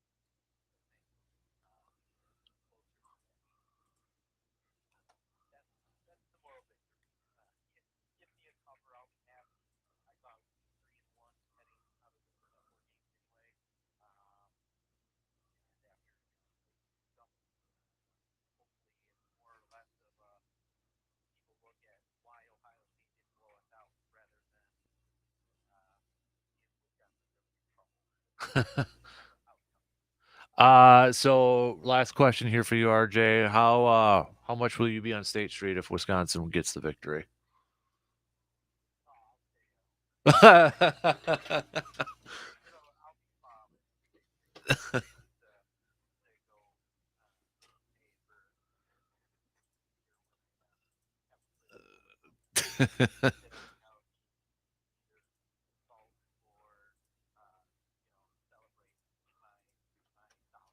I like it, dude. Well, hopefully you get to be able to do the celebrating portion of it. Appreciate you popping on a Wednesday here, RJ.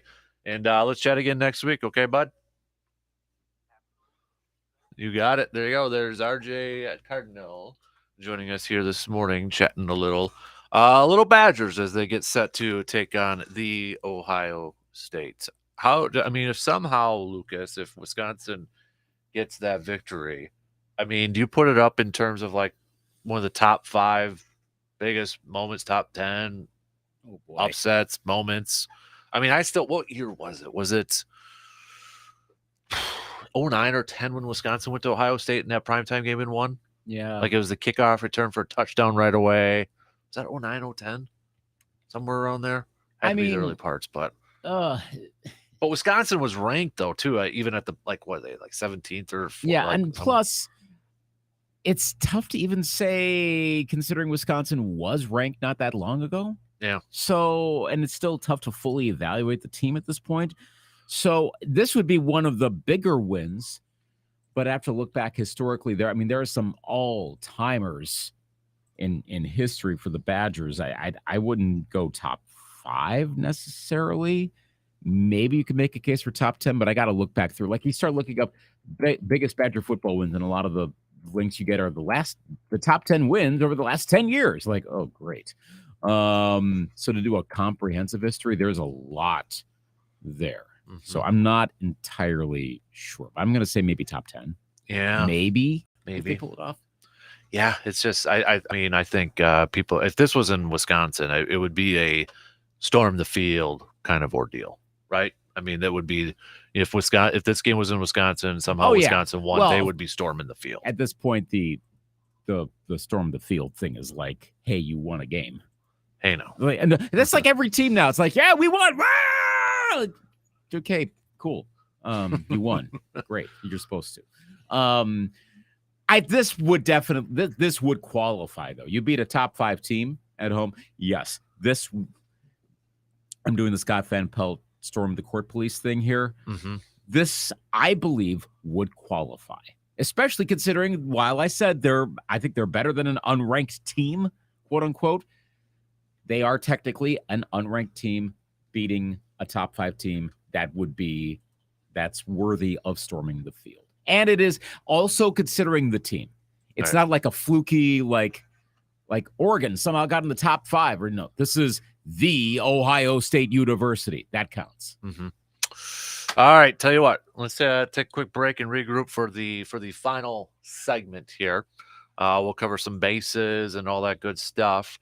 Packers will be returning to practice today to get ready for this Tampa Bay game coming up on Sunday. No Tom Brady practicing because he gets personal days on Wednesdays now. Who does he think he is? Bob Bosold on Mondays? For crying out loud. You know what I mean? The legend. Right? 2 legends right there. All right, quick break. And we'll wrap up things here on this Making a Turn Wednesday after these few words.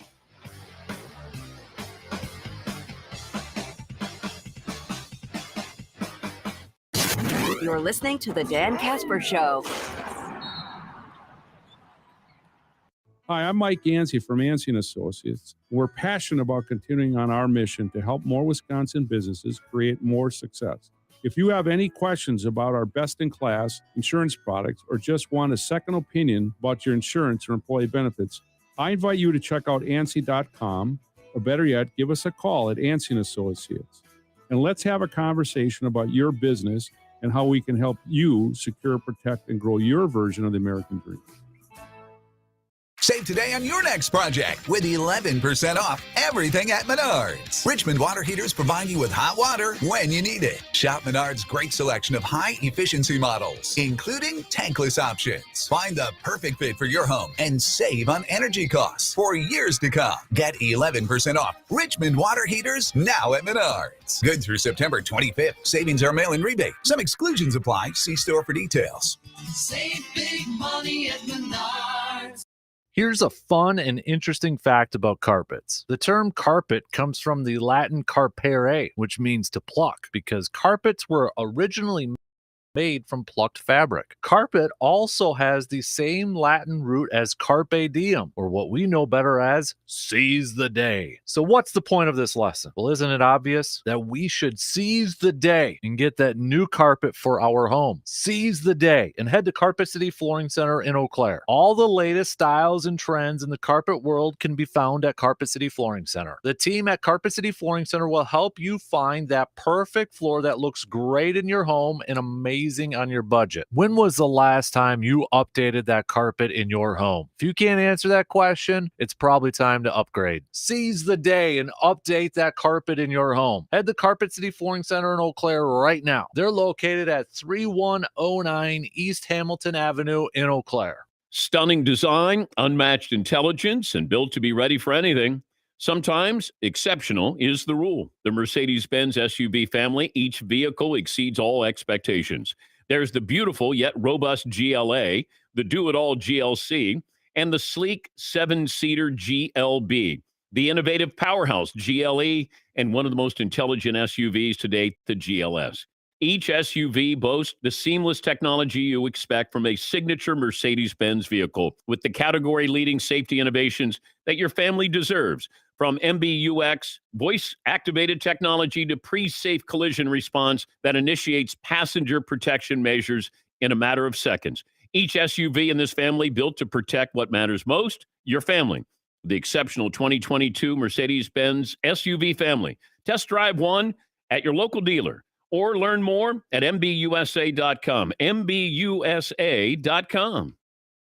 Do you remember the countless times when you were young and playing in the backyard, daydreaming of playing against or with your favorite athlete, or imagining yourself chasing your dreams and experiencing life the way you're supposed to? That's how we came up with a name for Backyard Dreams. Backyard Dreams is WAYY Sports Talk 105.1 790 AM's charitable entity. We have 5 main goals for Backyard Dreams: to provide and promote opportunities for anyone to have a chance to play, to help anyone overcome chase their dreams, to help raise awareness for those in need, to help create opportunities for those to enjoy their passions, and to help those enjoy their life and create special memories. It doesn't matter if you are a child, teen, or an adult. Backyard Dreams wants to help anyone. For more information, success stories about Backyard Dreams, and if you know someone who could benefit from Backyard Dreams, just visit sportstalk1051.com and click on the Backyard Dreams tab. Need to hire? Find great people fast with Indeed. Their end-to-end hiring solutions helps you attract, interview, and hire candidates all from one place. Visit Indeed.com/credit. Are you more than $10,000 in debt? Feel like you're on a never-ending treadmill, staying in one place and never getting ahead with those minimum payments? You feel like there's no way out? Get off the endless debt treadmill and start saving money each month. There are programs in place to help you get free of your debt, and you don't have to pay the entire amount you owe. The program at Total Financial Freedom can help you get debt-free in months instead of decades. Call Total Financial now at 800-208-1312. 800-208-1312. Because you have high standards and won't settle for anything less, like your wife did.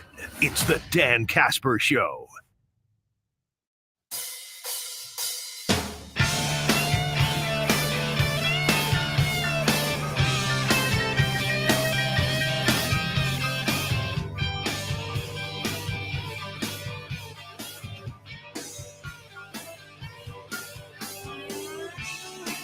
Help your vehicle stay on the road this fall with the help from ASAP Used Auto Parts. Whether you're looking or needing some new tires, maybe you need an oil change, need a new battery to prepare for some cold starts in upcoming winter, or maybe you just want to save some money on some high-quality used parts, ASAP Used Auto Parts.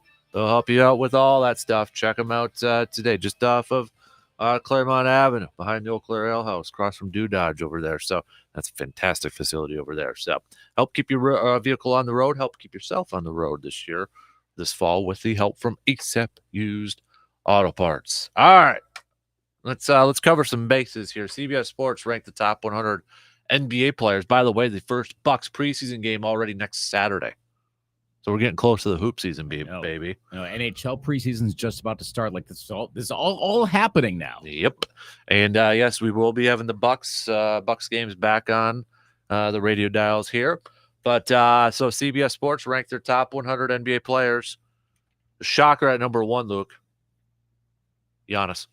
Not LeBron. Not LeBron. Why do they hate LeBron? In fact, LeBron's not even top 5.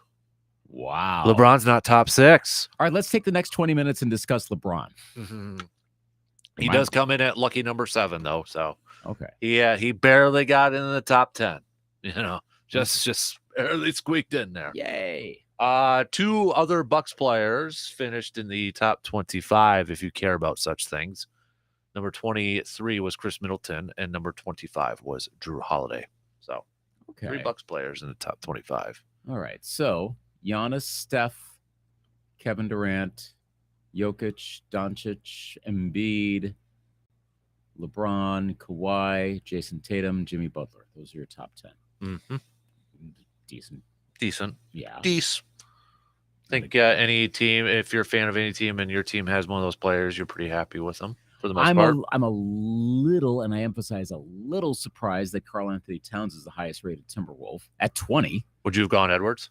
That's what I was thinking, but I think he probably needs to develop his game a little bit more. He's at 32, which is not bad. He's next to Kyrie. Well, you don't want to be next to Kyrie for a lot Well, of there things. are a lot of reasons you don't want to be next to Kyrie. Draymond Actually, Green, you missed one.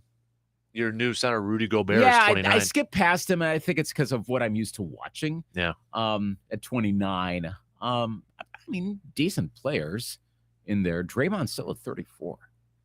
Wow. Yeah, I don't get that one. There's a few, but yeah, that one is. I mean, he's ranked. Klay Thompson is ranked. He was at 49. Would you rather have Klay Thompson or Draymond Green? I think I would rather have Klay Thompson at this point. And they've got Andrew Wiggins ranked higher than Klay Thompson. And I know Wiggins had a good year last year, but still. Maybe it's almost a bet on what he was able to do, how he could fulfill that. And he did fulfill it fairly well. Ben Simmons at 42, so he's ranked higher than all of those guys, besides Draymond. We're going to see Ben Simmons play again? I think that's a legit question. I mean, he will, but it's okay, cool. But there's some interesting choices in here, and I mean good interesting. The Cavs are pretty well represented between Garland and Mobley in the top 40. Shai Gilgeous-Alexander at 36. Mm-hmm. Interesting choice. I think the next Bucks player was Brook Lopez coming in at, I think he was in the 80s if I scroll up. Yeah, 84. So how far up are the Cavaliers moving in the East rankings now with Donovan Mitchell ranked 22nd, and now he's a Cav? Understand. Look, does this ranking affect any of that? Knowing that, of course, the Mitchell trade was a pretty big deal, but now considering those players, Garland, Mobley, Mitchell on the Cavaliers, if they live up to what they did this past season, I mean, why wouldn't they move up? I mean, they surprised a lot of people last year. But do they? I mean, okay, no, I'll answer my question. They're not surpassing the Bucks now. No. But how close are they? Are they surpassing the Bulls this year? I'd say probably so. Okay. I mean, they're not okay. They're not surpassing the Celtics. You got some one-hit wonders Philly. here. Miami, I don't know. I mean, Bam and of course Butler's top 10. I keep waiting for Butler to start tailing off though. Yeah, not the 76ers. So I'd say the Bucks, Sixers, Celtics, and Heat are still better, but that makes the Cavaliers probably a legitimate 5th team. Yeah. Safe thing to say. I would say so. Would you say the Eastern Conference, at least right now on paper, is deeper than the West? Like more parity? Probably so. Mm-hmm. Like Phoenix is going to fall. Utah's yeah, they're done. but still, Golden State's still around. Dallas is still around. I keep waiting for the Lakers to get good again. I keep waiting for the Clippers to get good again. Dallas was in the conference finals. The Timberwolves will be good probably legit good this year. Ja and the Grizzlies, I don't know if they'll be a number 2 team, but they will be. They'll definitely be in play. And then you wonder, what could the Pelicans do with maybe a full season of Zion? With Ingram and that company, right? Yeah. Does Dame do stuff with Portland? I don't know. It's pretty heavy. McCollum is still with New Orleans too, isn't he? CJ McCollum. I just saw his name come up here. Blah, blah, blah, blah, blank, blank, blank. Yes, still a Pelican. All right. So I think it's more even if I think there's more quality probably in the West. Mm-hmm. I think it's more evenly spread out. You could make a better case for some of those teams in the East to leapfrog. Like if the Cavaliers were the 1 seed at some point in February, that wouldn't shock me. If the Sixers had a bad season because of injuries, they fall way down to like the 8th seed. Again, wouldn't shock me. Mm-hmm. All right. Aaron Judge has 60 home runs. All right. Give me a bold prediction. How many does he end up with when the season is done? I mean, we did this with Pujols, where it's like, could get to 73 or 74. He's not, but I could see it happening. He's got just enough games. He'd have to hit like a home run every game, which, okay, now you're getting into all-time territory. Like what that would break the record, I think. You got Pirates today, then they got 4 games against the Red Sox. They've got 3 against the Blue Jays, 3 against Baltimore, and then 3 against the Rangers. Or excuse me, 4 against the Rangers. 63. Just 3 more. Yeah. Because I don't know how much they're going to need him, and I wonder if you start factoring in postseason readiness. Mm-hmm. And, these can go through some droughts as well. I think he ends up at 63. I was going to say 64. I moved it down. I'm at 63. I'm going to go 65. I'll go 65. That would be nice. Right. Yeah. So that would be 3rd most all time? Mm-hmm. No, 4th most. No, right. Behind Bonds. McGuire, Sosa. Yep. But it would be the AL record, as people are taking pains to say right now. Oh, boy. Okay. It's true. But he's going to break Roger Maris. Yes. We all believe that, right? So, yeah. So he would be the, as far as we can tell, cleanest home run leader. That, yeah, for a single season. Right. Yeah, for a single season. Again, as far as... Isn't that sad that we got to say that? It is. It's very sad we have to say that stuff.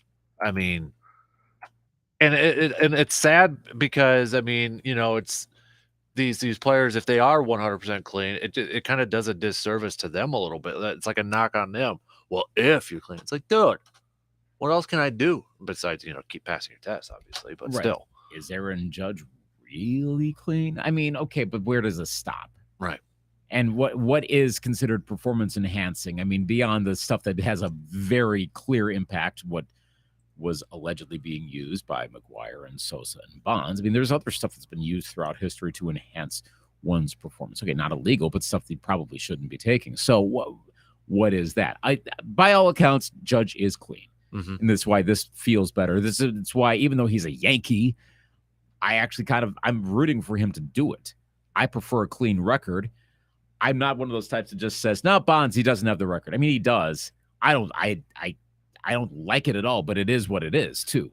And until there's proof that there is a direct correlate, okay, then we're getting into conjecture. Very obvious conjecture, but still conjecture. Mm-hmm. I was going to ask something. I completely blanked on it, so that's my bad. Okay. That was awesome. Thanks for the sarcasm. I appreciate the You're sarcasm. Hey, winning moment. Hey, I'm sure you talked about it, but I wanted to ask. So, with the Las Vegas Aces winning the W, did not actually. Oh, okay. Well, the first time head coach for them was Becky Hammon, who kept getting NBA interviews, including with the Milwaukee Bucks. Do you think she eventually makes that move to the NBA now that she's proven it at the WNBA level, and she got interviews at the NBA level? I guess it depends on what her motivation is. Is she the replacement for Pop? I think there are enough other acolytes that I think it ends up being someone else. Again, not a knock on her. There's so many from the Popovich coaching tree. I saw he did one of the speeches or halftime or pregame speeches for them. Like he brought her or she brought him in. So yeah, I like it. Hammond would be a great choice. There are a lot of other great choices too. So I'm going to say no just because there are so many options. But do you think she does coach in the NBA one day? Will she be the first woman to be a head coach in the NBA? I'm not sure that she will be. I think it could be someone else first. I know there was a little bit of Cheryl Reeve buzz with the Timberwolves. And I think that could well have worked out. I mean, it's working out great with Chris Finch, but I don't think they would have been in bad shape with Cheryl Reeve either.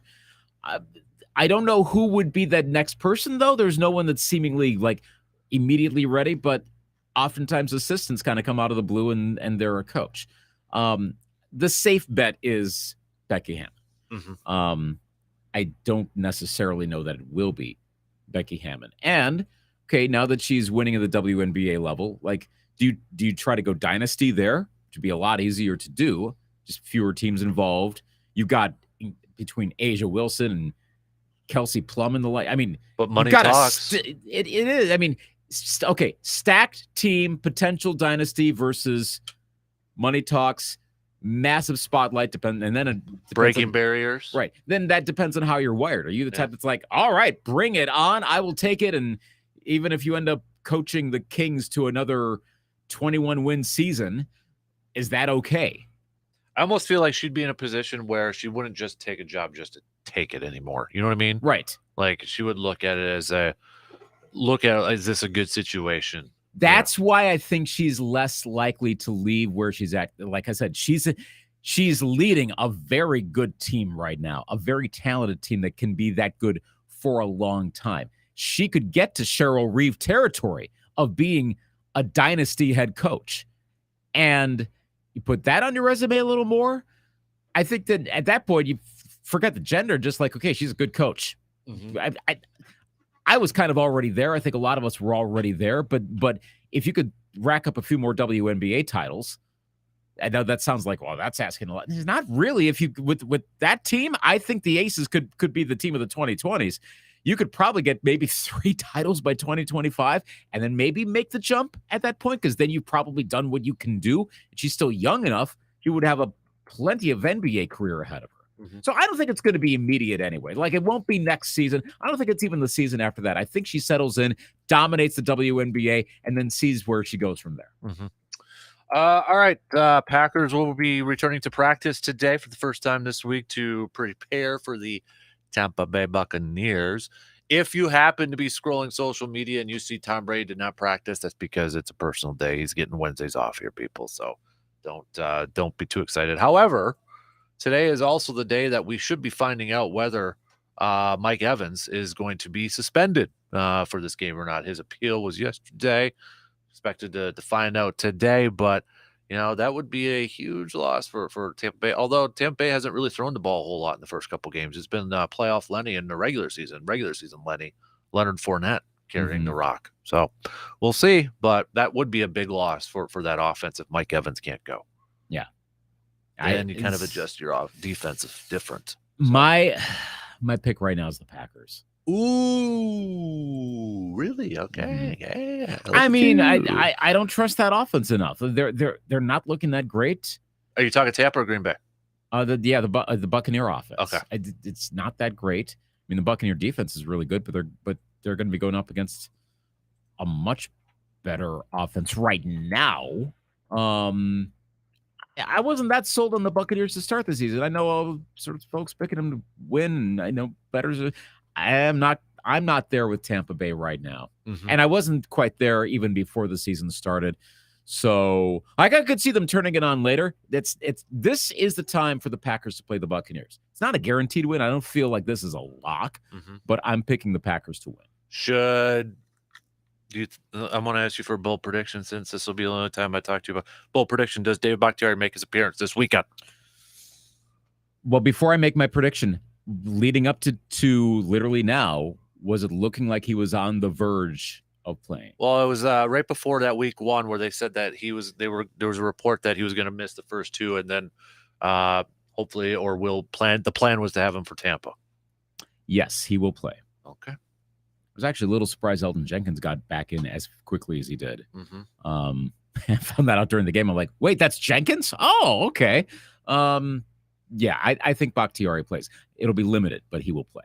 Okay. I'm going to wait and save mine for later. Well, you'll have more information too. Probably. Yeah, then I could cheat that way too. So. Although, they're on that schedule with him too, practicing 3 days in a row. So. Okay, so who's going to be the biggest receiver for the Packers on Sunday?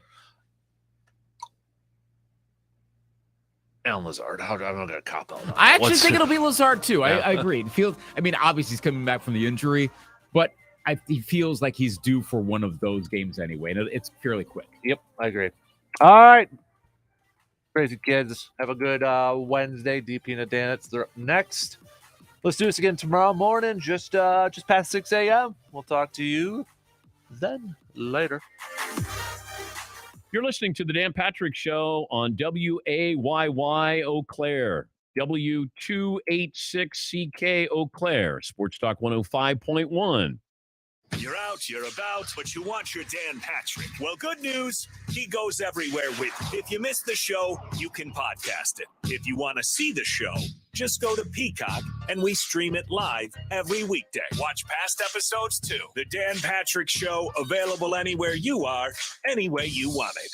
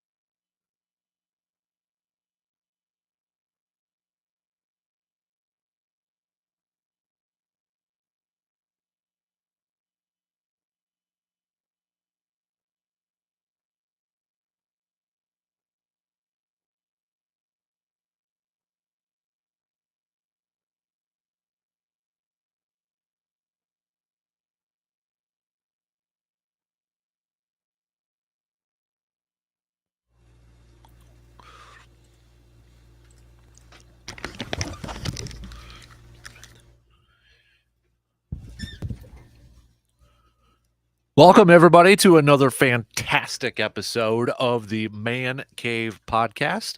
Dan Kasper here. Appreciate you tuning in to the podcast and doing something a little bit new. We're going to be doing some daily episodes of the Man Cave Podcast. So, listeners to the radio show, the Dan Kasper Show, if you missed any portions of the show, you're in luck now because we're going to be uploading highlights or the good stuff from the radio program each day as part of the Man Cave Podcast. Going to call it DK Show Instant Replay. So each day, it might not be original content, might not be new content in every episode of the Man Cave Podcast, although I will try to add something new and something original to every podcast. We're going to make that a goal. Okay, we're going to make that the goal.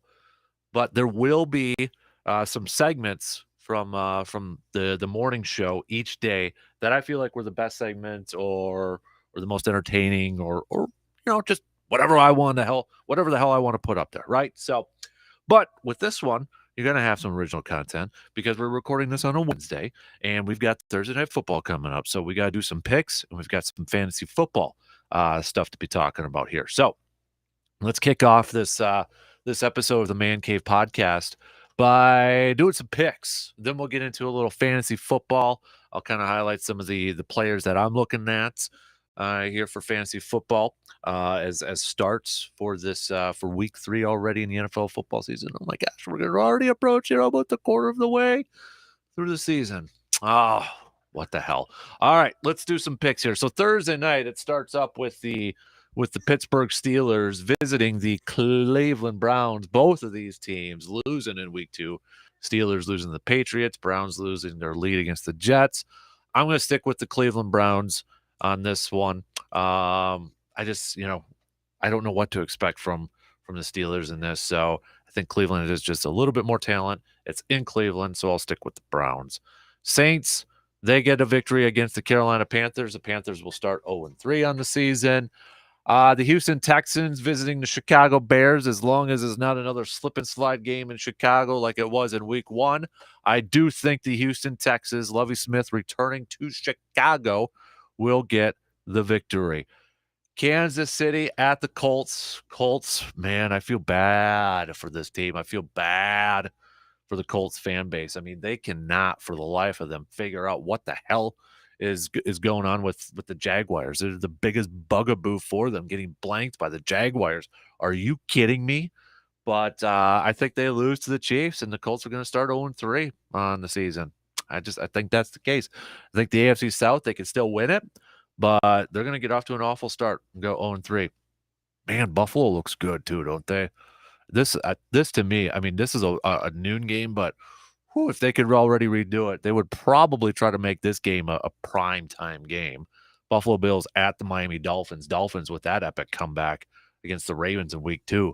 If your bingo cards were set for your top 3 passing yard leaders in the NFL through the first couple weeks as Tua, Carson Wentz, and Joe Flacco, go buy yourself a damn lottery ticket because nobody thought that would be the case for 2022. But I think Buffalo just looks too dang good. They get the victory visiting the Dolphins. Detroit visiting Minnesota. Detroit getting the victory against Washington. Minnesota getting the loss on Monday night against the Eagles. I think Minnesota returns home and they get the victory against their division opponent, the Detroit Lions. Baltimore rebounds with a victory against the Patriots in New England. I think the Bengals, I mean, they got embarrassed against the Cowboys, against a backup quarterback. They have got to get this victory. Otherwise, they're going to start off 0-3. They visit the Jets. I think the Bengals get that victory. Same here for the Raiders. 0-2, that overtime loss to the Arizona Cardinals with a fumble return for a touchdown. They visit the Tennessee Titans. Battle of 2 0-2 teams. I'm going Raiders. I'm going to go with the Raiders in this one against the Tennessee Titans. I think the Titans start off 0-3. Eagles versus the Commanders.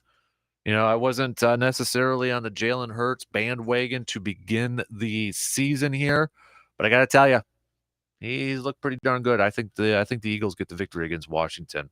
Jacksonville visiting the Chargers. Chargers get that victory. Rams visiting the Cardinals. I'm going with the Rams. Atlanta versus Seattle. I am going to go with the Falcons in this one. It is in Seattle, but Atlanta's shown some fight in the first couple of games here. So I'm going to go with them. I think they travel, and I think they get that win. I'm skipping this one game. I'll get back to it here between Packers and Bucks. 49ers at the Broncos.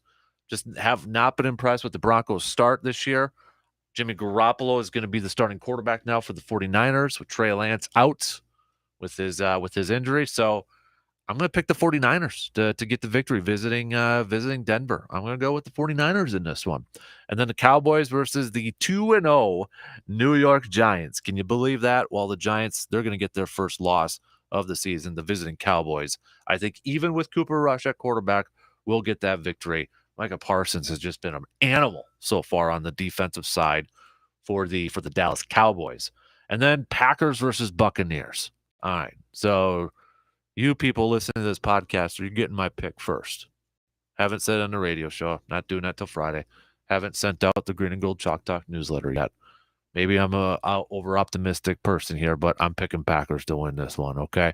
You want to know why I'm picking the Packers to win this one? Yeah, well, I'm going to tease you. You're going to have to sign up for that Green and Gold Chalk Talk newsletter for the whole breakdown. So visit it, sign up for it at sportstalk1051.com.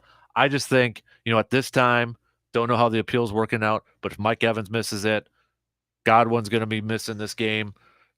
Some injuries on that offensive line for Tom Brady. Tampa Bay has been able to run the football, which gives me some concern with Green Bay's defense for what they allowed to Montgomery last week. But if they miss Evans and Godwin, kind of almost turning a little one-dimensional, maybe Green Bay can load up the box. Are we actually saying you got to force Tom Brady to throw the football against you? Maybe. Akeem Hicks missing this game is huge for that Packers offensive line, but that defense for Tampa is still no joke. They lead the league in sacks. They're one of the best in turnovers. Take care of the football, get the ball out quick, and protect Aaron Rodgers. I think Green Bay can do that, but I think it's going to be a low-scoring affair. So those are my picks. How about the fantasy side of things? Let's start off with quarterbacks, people. For quarterbacks, I'm looking at Jalen Hurts. Josh Allen is going up against Miami. Dude, he's going to put up numbers for the most part of the season. Mahomes going up against the Colts. Dude, he's going to put up numbers for the most part of the season too. But Jalen Hurts going up against Washington, I kind of like him as a must start this week, outside the obvious ones of Josh Allen and Patrick Mahomes and such. But Jalen Hurts, man, Jalen Hurts is like my start of the week at quarterback. I think I'm going to go with him. And then, you got some other quarterbacks.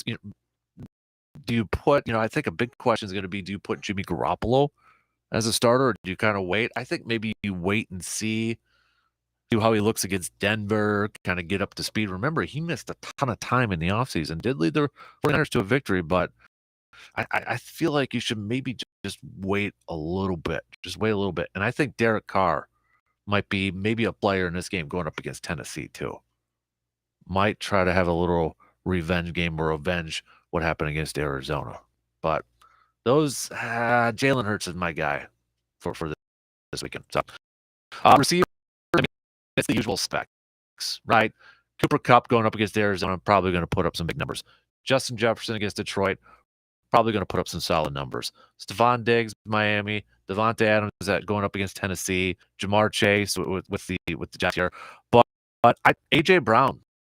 I think AJ Brown. I want Jalen Hurts with the clock. AJ Brown, I think, is going to put up some good numbers this week in fantasy football. St. Brown with Detroit going up against Minnesota.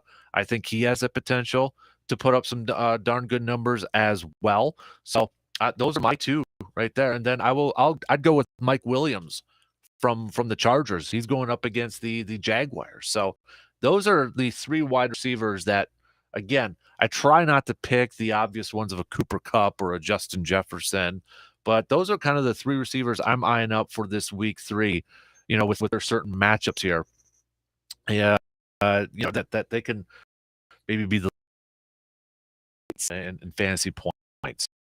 Those are my three wide receivers. Looking at the backs again, I'm trying not to pick the obvious ones of a Jonathan Taylor and like a Christian McCaffrey, if you will.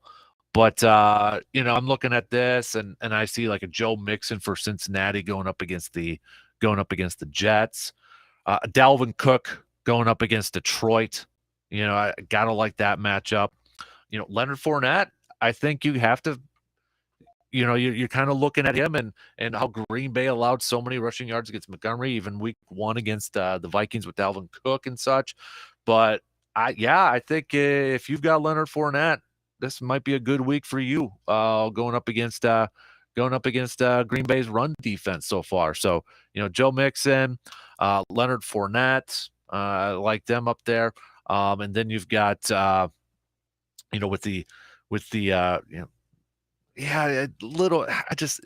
Eckler maybe going up against Jacksonville. I know a lot of people are high on him for this week too, but my top 2, I'm going to stick with Dalvin Cook and Joe Mixon, and then Leonard Fournette. Yeah, I'm going to stick with those being my top 3 for some fantasy play here this week. Tight ends, man, I've been just awful at tight ends so far this year. Just not good. But I'm going Kyle Pitts.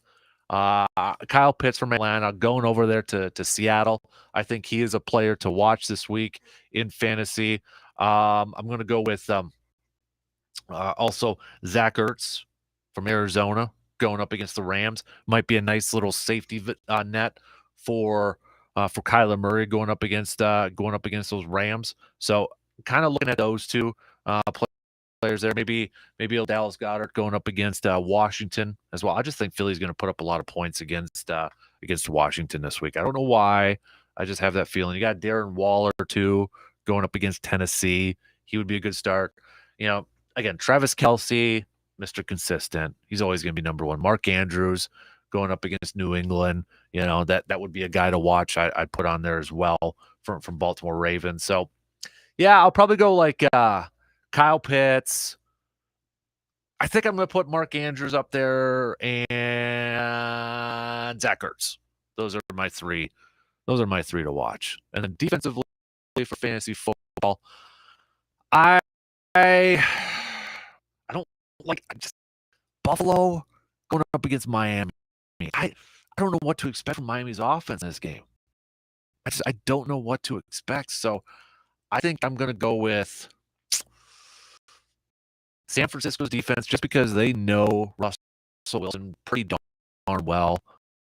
New England's defense going up against Carolina. And then I'm going to go with the Bengals defense against the Jets. Those are going to be my 3 plays this week. No, take the Bengals off. I'm going to go with the Dallas Cowboys as my other third one. So 3 defenses that I think to kind of watch for this week. I'm going to go with the 49ers. I'm going to go with the Saints, and I'm going to go with the Cowboys. Those are my 3. Again, with fantasy football, what I try to do with my picks, in case this is your first time listening, it's sometimes I'll just say this out there. It's going to be hard sometimes to not pick the favorites like a Travis Kelce, a Josh Allen, or Patrick Mahomes. So when I do my picks, I'll try to do like 3 players from each of the main position groups and like 3 players who I think are set to have a really good week. Okay, like a really good week in fantasy based off of matchups. And for the most part, those Josh Allens and those Patrick Mahomes and those type of guys, they're going to have good weeks more often than not, right? I mean, it's just going to happen. They're going to have more good weeks than not. But what I try to do with my fantasy picks is give you 3 other players outside of the obvious favorites that I think will have good weeks. Make sense? Sometimes they might be obvious choices.